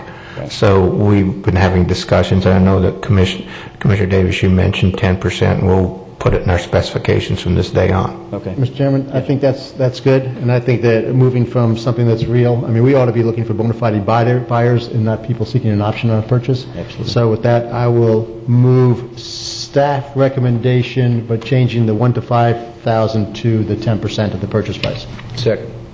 Okay. Is there any further discussion? So just how would that work if it's a sealed bid? They would have to bring 10% of the check at 10% with the contract, with the contract, or with the bid upon acceptance. Sure. Well, no, they should have to put their bid in. It should be. I thought Wesley was trying to get something like an auction where you. I am. That's exactly it. Well, where you put. My understanding is at an auction you put the 10% down before you lift the auction. Yes. Okay, so that's what I would anticipate. Right. And I think if a person goes into the bid, they should have get some idea what the price, what they're going to bid on. I think most people have a range of what they're going to do, so they just bring a cashier's check for up to that amount, up to their maximum. I don't think there should be any issues. We anticipated in this case that they would have to send in a check with their bid of 10% of their, equal to 10% of their bid.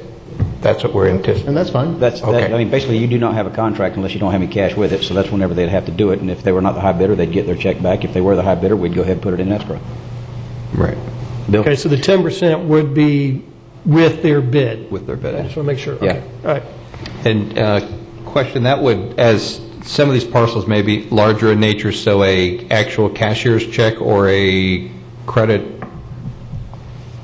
trying to think of. Hey, I don't know that certified funds would be necessary. I mean, it'd be nice, but normally what I would do if it were an auction, I'd go ahead and I'd have a minimum amount. For example, perhaps maybe a $5,000 cashier's check, and then I'd take a good personal or business check for the remainder of balance to make 10% down the day of the sale. In this instance, it's a little bit of a different scenario. A smaller I'll dollar amend amount. the motion to say basically that the $5,000 cashier check, which actually reflects what the staff was trying to get at in their recommendation, and the balance to be in a personal check. To make 10% down total? To make the 10% total. There you go. Any other questions? Do we have a motion on this? Yes, that was my motion. Commissioner Solari, please. Thank you. If there's no further discussion, we'll proceed to vote. Commissioner Davis. Yes, Commissioner. Bill. Thank you. Yes. Maybe not. I don't know. Bill DeGraw on behalf of the County Attorney's Office. My only concern as far as a 10% requirement for a down payment would be for some of the smaller properties that we might try and sell off. That this might scare away some people in that. You talked about the $5,000. If it could be, $5,000 down or 10%, whichever is less. I don't know if you'll have people walking away from $5,000 as opposed to the 10%. Because a lot of the people that are bidding on these properties are not. They'll be able to get funding as far as the closing. We have the contract so that it is not contingent on the closing. So I'm thinking that if we increase the level to the $5,000, it won't scare away people. It will have them come and close. I wouldn't mind tabling this for 1 week to let Jason get with I got Bill. a pretty good answer for this. Why don't we just get 10% down and make half of it certified funds? Which is fine. That takes care of everything if we're selling a $1,000 lot. Okay. You're good with that? That's fine. Half of the 10% deposit needs to be certified. Fine, that's the motion. Very well. Yeah. Okay. Yes. We've got it solved. We've overanalyzed this. If there's no further discussion, we'll proceed to vote. Thank you, Commissioner, for playing auctioneer today. All those in favor say aye. Aye. All opposed, nay. Motion passes unanimously. Thank you. That moves us next to Public Works. Chris, welcome. And as they're coming up, is the, I have to forgive me on her name. Is she still presenting at the city this morning?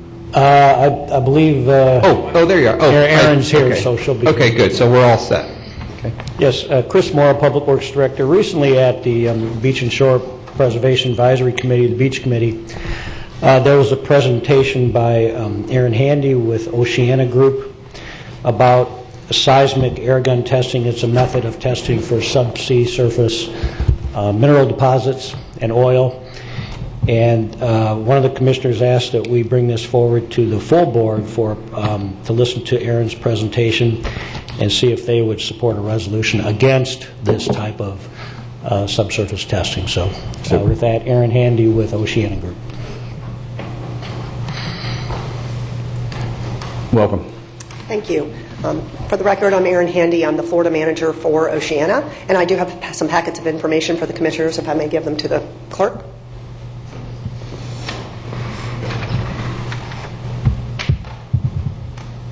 And I do have a PowerPoint presentation that I believe should be.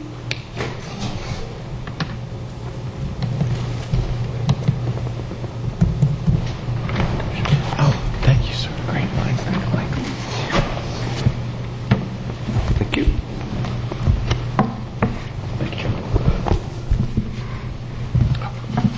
Thank you very much. Thank you.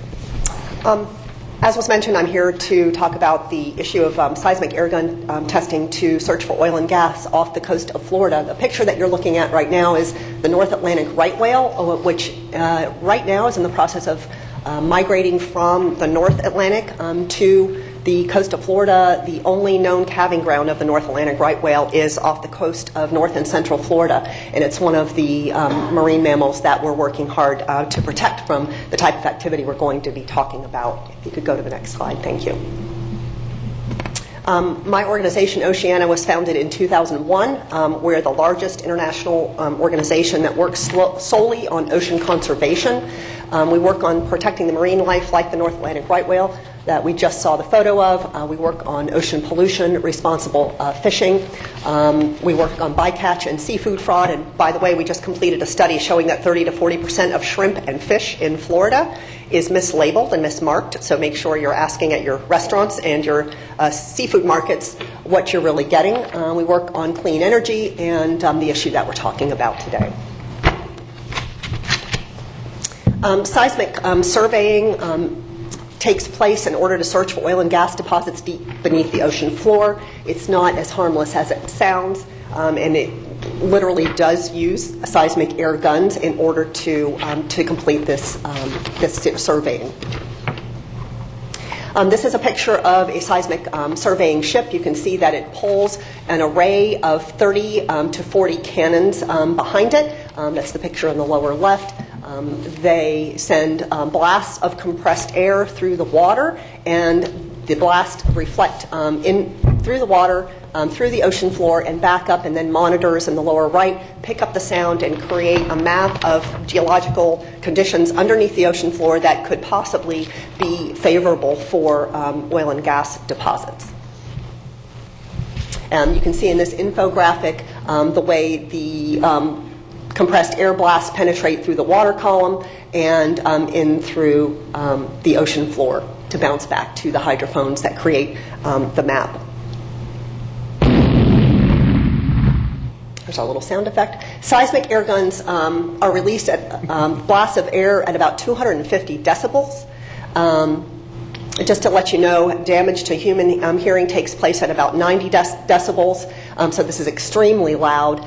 Once the surveying begins, the blasts are released every 10 seconds, 24 hours a day, 7 days a week, for months and at a time.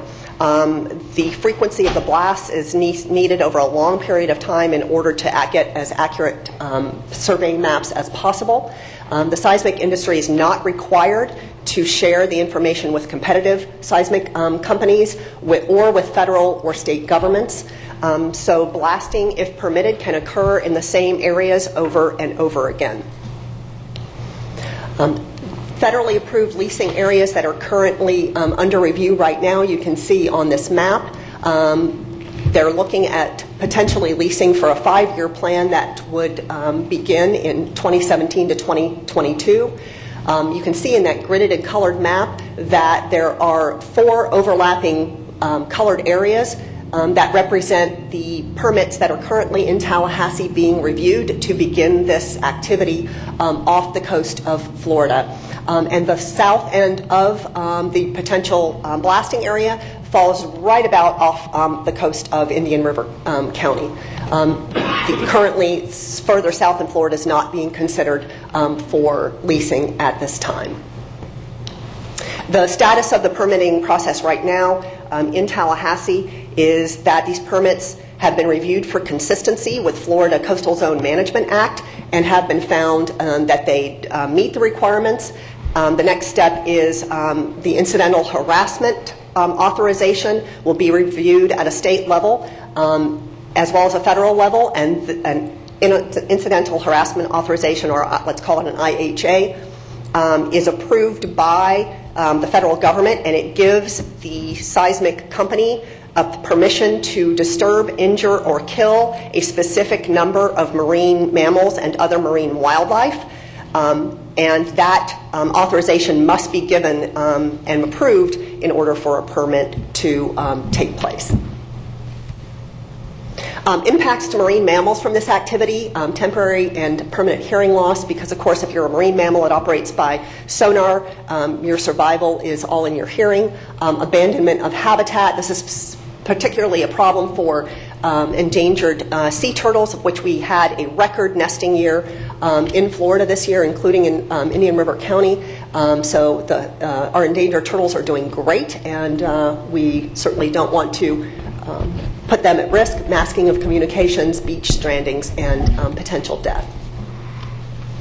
The Department of the Interior, who does the permitting within the Bureau of Ocean Energy Management, was required to do an environmental impact study in order for these leases to be considered. Their results showed that there would be injuries and possible death to as many as 138,000 whales and dolphins, 13.5 million impacts to marine mammal vital behaviors, some of which we've already mentioned. As I mentioned, disruption to sea turtle nesting sites, and additionally reduction in spawning rates for forage fish and other commercially important fish species, of which the Indian River is critically important in the production of forage fish, and impacts to the North Atlantic right whale calving grounds, as I've already mentioned. This is the area of which we're talking about, and if you go to the next slide, you'll see that this entails the migration route of the North Atlantic right whale. They migrate in the fall from off the coast of Maine all the way down to the coast of Florida, and there's less than 500 of them left. Several events have occurred, most recently in Peru. 900 dolphins and whales with bleeding and damaged ears washed ashore in Peru when seismic airgun blasting was taking place nearby. So 88 cities and counties on the Atlantic coast in the blast zone area that you saw on the map have passed resolutions opposing this activity from taking place off their coasts. 23 in Florida have already passed resolutions. In addition to all of those municipalities, 160 conservation and animal welfare organizations oppose this activity, over 500 state and local elected officials, 65 members of the Senate and House of Representatives. Currently, 5 Florida elected officials have sponsored bills to stop seismic airgun blasting off the coast of Florida. 175 of the world's leading marine and bioacoustic scientists, and as you can see, 4 major fishing associations and councils who oppose this due to the impacts to commercial and recreational fishing. In the information packet that I've given you, the letters from all of these fishing associations are in there. The letter from 75 leading marine scientists to President Obama outlining the impacts to marine wildlife is included in there, as well as a list of all of the opposition in the state of Florida as well. Why this huge level of opposition, specifically in Florida? Obviously, tourism is our #1 industry. We've got 276,000 jobs and over 36 million in gross domestic product produced by our coastal economies, and it's a huge impact to fishing, over 4,500 jobs and over $400 million in revenue.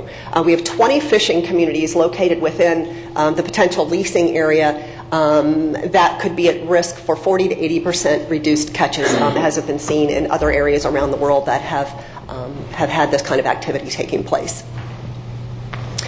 This is a letter from the Florida Department of Environmental Protection. It's also included in your packet, and it clearly states that Florida recommends that this kind of permitting not proceed in the state of Florida due to the lack of information and the risk to marine mammals and marine wildlife at this time. So I'm asking you today to join with your neighbors and the other cities and counties in Florida that have voiced opposition to this, not only to protect our marine wildlife, but our ocean ecosystems and our coastal economies like Indian River County that depend on them. Yes. First of all, thank you so much. You're welcome. For bringing this to our attention. I have the same feeling as I did when the discussion on fracking was taking place, and I sincerely hope that anything that's said today will have far more traction I think it has a significant impact, and very concerned. I'm sure we can attribute a lot of those dolphin deaths to seismic airgun testing or reaction, because many of them, after necropsy was disclosed, that they had an inability to eat fine food, and therefore their sensory was obliterated. With that, I mean, customarily, although it says here that this is a presentation, and Mr. Chairman, we normally do not make motions on presentations, but this came under the auspice of Public Works. This was an item, so we can discuss and make motion. Yeah, and also this came through Beaches and Shores. Yes. Right. So this So is upon totally recommendation. different, in my opinion. Well, I'd like to see us go forward and honor that request. I believe it's very much of a concern. I believe it has multiple planes of obligation and responsibility, and we have to step up to the plate and join in. So I most certainly would be happy to make a motion to move forward to set forth a resolution in support of a ban of seismic testing. Got a motion. Is there a second? Yeah, I'll second it and just assume you'd have staff research this and come Yes. back with a Yes. final resolution for us to vote on. Yes, we're not to just going to approve. send it out there. Most certainly, I would like further discussion. I'll second the motion, Mr. Chairman. Commissioners, any further discussion? On discussion, or Bob first. Yes, I'm going to be voting against this, and this is just basically based on the same things as when we just did discuss Fracking fracking. thing? I do not believe it's responsible to vote on an issue about which I know essentially nothing, based on a presentation with only one side of the issue presented. I mean, there was no backup to this, there was no resolution to this, and I guess, and from your presentation and from the little that was discussed, that there are federal permits necessary and state permits necessary. So there are already a number of agencies involved. I think it would be much better for us, just like with fracking, to send a powerful message to whoever, and I don't even know the agency who is accountable for this, to ask them to actually be accountable. So again, me talking or voting about an issue about which I know nothing, based on no backup, based on a one-sided presentation, is just not something that I feel comfortable with, or which I believe actually fulfills my obligation to my constituents. So I'll be voting against it. Commissioner Zort? Yes, on the letter that's attached from Chris Hendricks, chairman of the Beach and Shores, same presentation was done there. And James, when I remember, did they actually do a vote of support for this? I'm trying to, it was a little ways back, but I'm kind of walking through how that, it came from Beach and Shores to that membership to Chris's letter. Yes, for the record, James Gray, County Coastal Engineer. The Beach Committee did hear a similar presentation, and at that meeting, the motion was made to support a resolution sent to the commissioners opposing seismic air gun testing, but also a motion was made to support more passive types of investigations. So that was the motion. It supported the resolution as well as looking at other ways to not harm wildlife.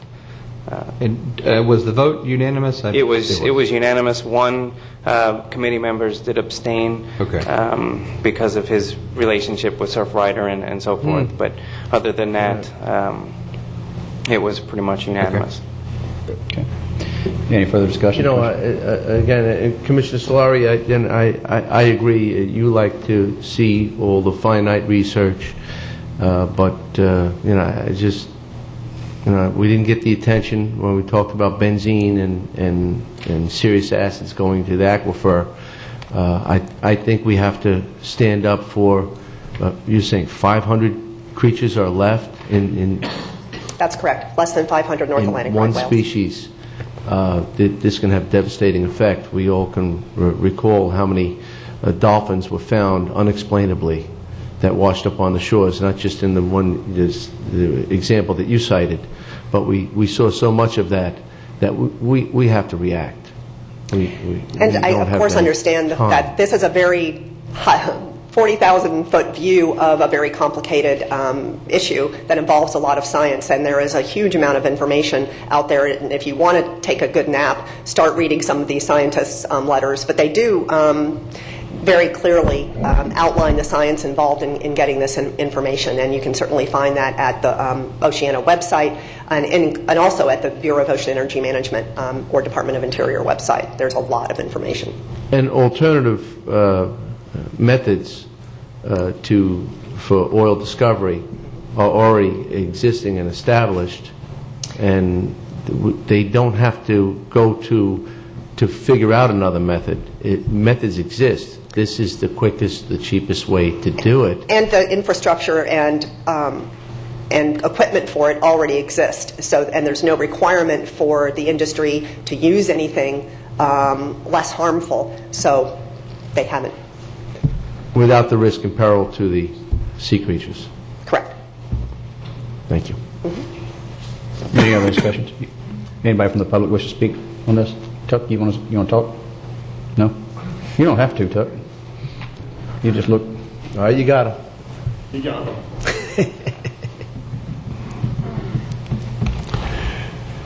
Tuck Farrell, 12546 North Highway A1A, Vero Beach, Florida. I'm involved in the North Beach Civic Association, which is a beachfront area. But I also need to disclose that I was on the Beaches and Shores Committee, and I did vote for it in that respect. And I think the concern was the turtle nesting and some of the other numbers. I'm for private enterprise and those kind of things in business, but there are some concerns about the noise factor and the fact that it could affect dolphins, whales, and turtles and some other of the sea creatures here. I mean, there's been a lot of question about this for quite a while, and I've followed this through South Carolina and some of the other states. There's a lot of states that have concerns about the noise level, and I've read quite a bit about this, and there is a concern out there, and I would say that most of my constituents in my area are concerned about this, that have heard about it in the North Beach. And we want to protect the sea environment and tourism and things like that, and we don't want to get a bad press, because tourism is a big thing, and I don't know if we really want the whale production off the coast this close anyway, because that's what's going to attract, is oil production close to our shores and our beaches, and I don't know that we want that, right close to our shoreline. So I think most of my constituents would like to oppose this. So I appreciate your time and being able to speak. Thank you. Thank you, Tuck. Any further discussion? Seeing none, all those in favor say aye. Aye. All opposed, nay. Nay. Motion passes 4-1. Commissioner Solar dissenting. So just to clarify, you'd like staff to bring back a draft a resolution to support seismic. Vigorously. Support a ban on seismic air conditioning. Yeah, and also with the same vein as the and support other methods, just like the Beaches and Shores did, was my intent. Yes. Okay. Very good. All right. Yeah, we're going to take a quick recess, and we'll reconvene in give us about 10 minutes.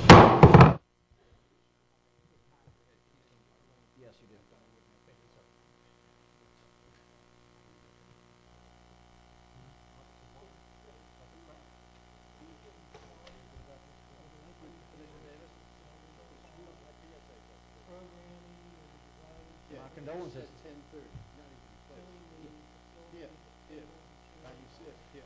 Where is the wind? There is no wind. I know it. Wind is too.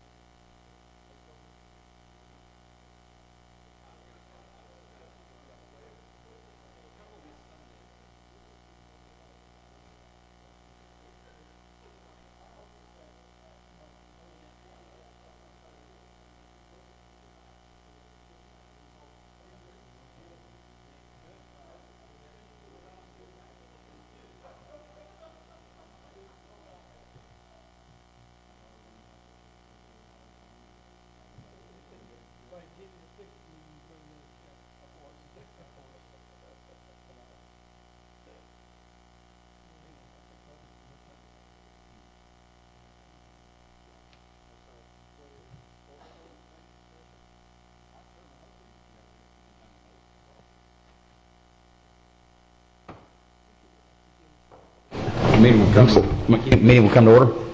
We left off with Public Works, and that moves us to the way it appears with Mr. DeBrawl standing there, the County Attorney Matters. Mr. DeBrawl, welcome. Good morning, Commissioners. Bill DeBrawl on behalf of the County Attorney's Office. Today we have 3 liens from demolitions that we're asking the Board to approve.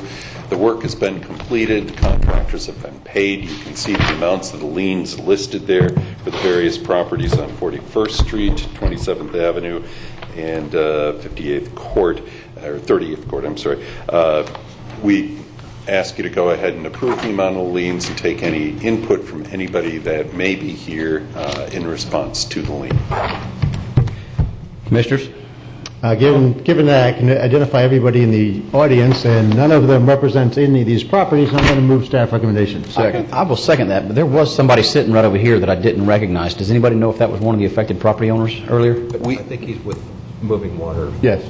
Okay. Okay. All right. We have had no contact or anything from anybody. Very well. Mr. Chairman, if somebody does come in and that had been here, I'd be glad to reopen it at that time. If you Sounds good. We've got a motion and a second to move forward with the demolition liens. If there's no further discussion, we'll proceed to vote. Got a motion from Commissioner Solari, and I seconded it.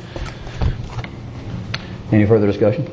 Seeing none, all those in favor say aye. Aye. All opposed, nay. Motion passes unanimously. Thank you. Thank you. Next, that moves us to legislative update. Kate. That even rhymes. Welcome. Thank you. For the record, Kate Kottner, Assistant County Attorney. I just wanted to give you guys a quick update. There's been a lot going on with the Florida legislature. There's really nothing of concern. I just want to make sure that you guys are aware of things and for you also to be able to tell me if you're being told certain things by constituents that you'd like me to follow. So first off, just to go through quickly what's going on with the result of Special Session B, which was the redistricting of the congressional districts. It's going to, the new map that the judge put forward, which is going to go in front of the Florida Supreme Court next week. So we'll see what goes on there, but it's interesting because whatever happens with that map is likely to happen with this map that results from Special Session C, which has to do with the Senate redistricting. The Senate chamber, they voted on a map last week, and then it was sent over to the House chamber. Last night, the House, not the House chamber, but the Special Redistricting Committee, they went ahead and voted on their own map, and they're going to vote as a chamber today. We expect that there will be amendments from the other interest groups, and likely the two maps are not going to match up. Either way, Senator Negron has been drawn out of our district, just so you guys are aware of that. And we'll see what the end result is. It's supposed to end on Friday, and if they do not have a map, then it will go to the court. Kate, do you have any idea on that, the number of, the population number then now for Senator Altman's district, I guess it's going to be? We'll have 140,000 here, and how many will be of Brevard County? Do you have any idea? I don't, but I can certainly get that for you. I believe only a portion of Brevard County is going to be drawn into that. And the way that it stands is Senator Altman's going to have to run for the House. He will be turned out earlier than expected. They can draw people out of their district and end their term?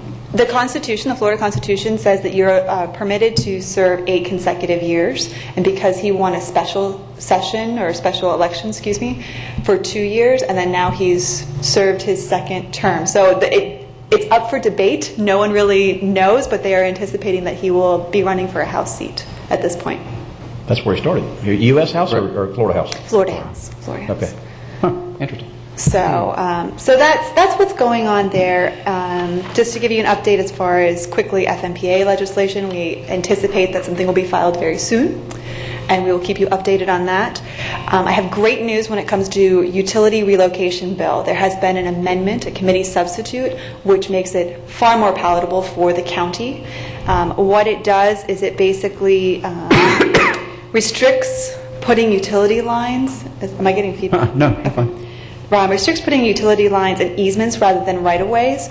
According to our staff, about 95% of the county's utility facilities are located within public road right-of-ways. So this doesn't affect us nearly as much as it used to. So the Florida Association of Counties, in fact, has gone from opposing this bill to taking a neutral position. So as long as nothing changes, we have that is a win for us. Okay. As far as medical examiners, we were anticipating a bill would be filed. One was filed. I've spoken with county staff, and according to the way the language is structured, it's really only a potential loss of approximately $3,300 for us. So it's very limiting as far as the cremation to certain circumstances, which include criminal violence by suicide. So it's very limited as to what it would apply to. Also, as we anticipated, a health insurance bill was filed, and we're watching it closely. We are working with the Florida Association of Counties to maybe put together an amendment, or at least our outside lobbying team, to see if we can get an amendment on there to make the language a little more palatable. If you recall, this has to do with the advanced life services. We currently, the way the bill is structured, it would lead to a reduction of 10 to 15% of what is received, which is approximately $500,000 to $800,000. So it is a significant reduction for us.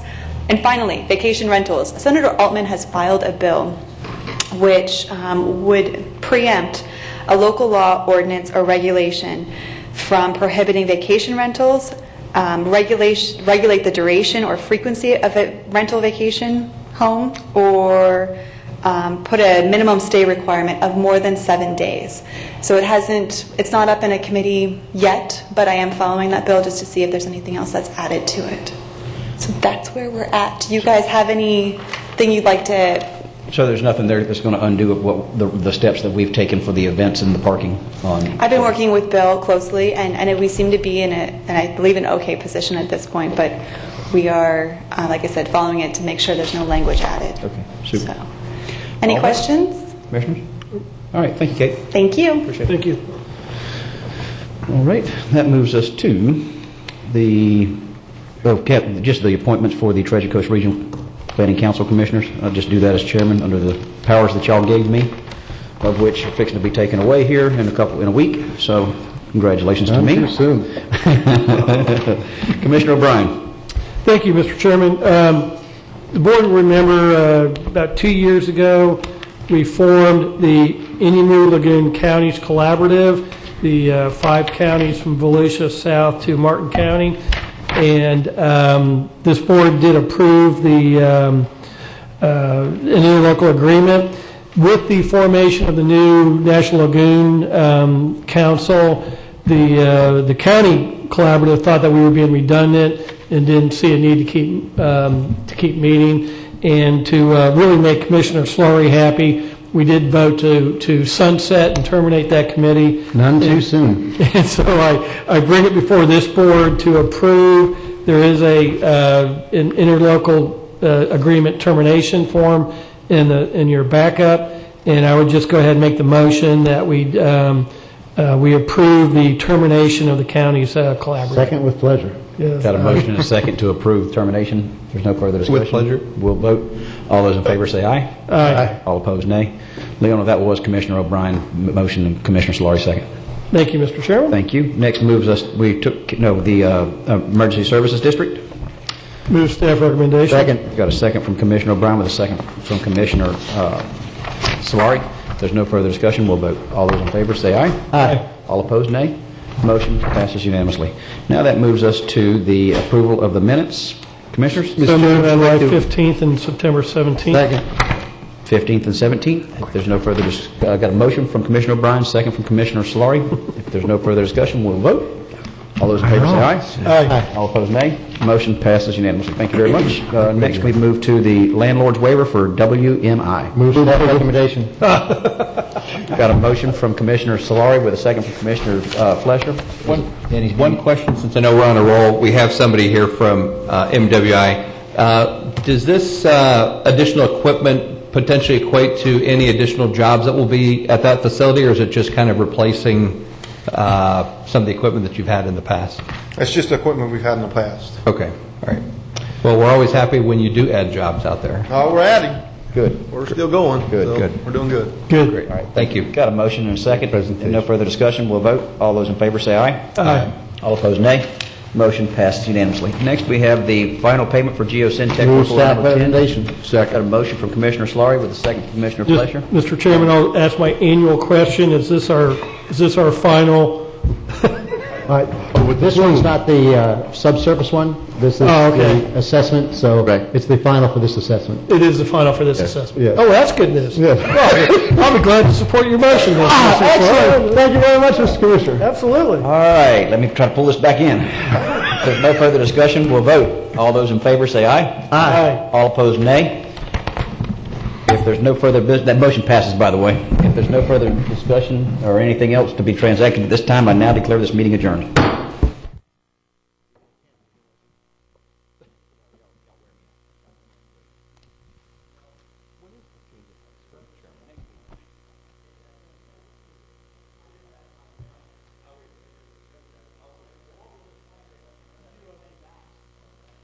Then you pass the gavel to the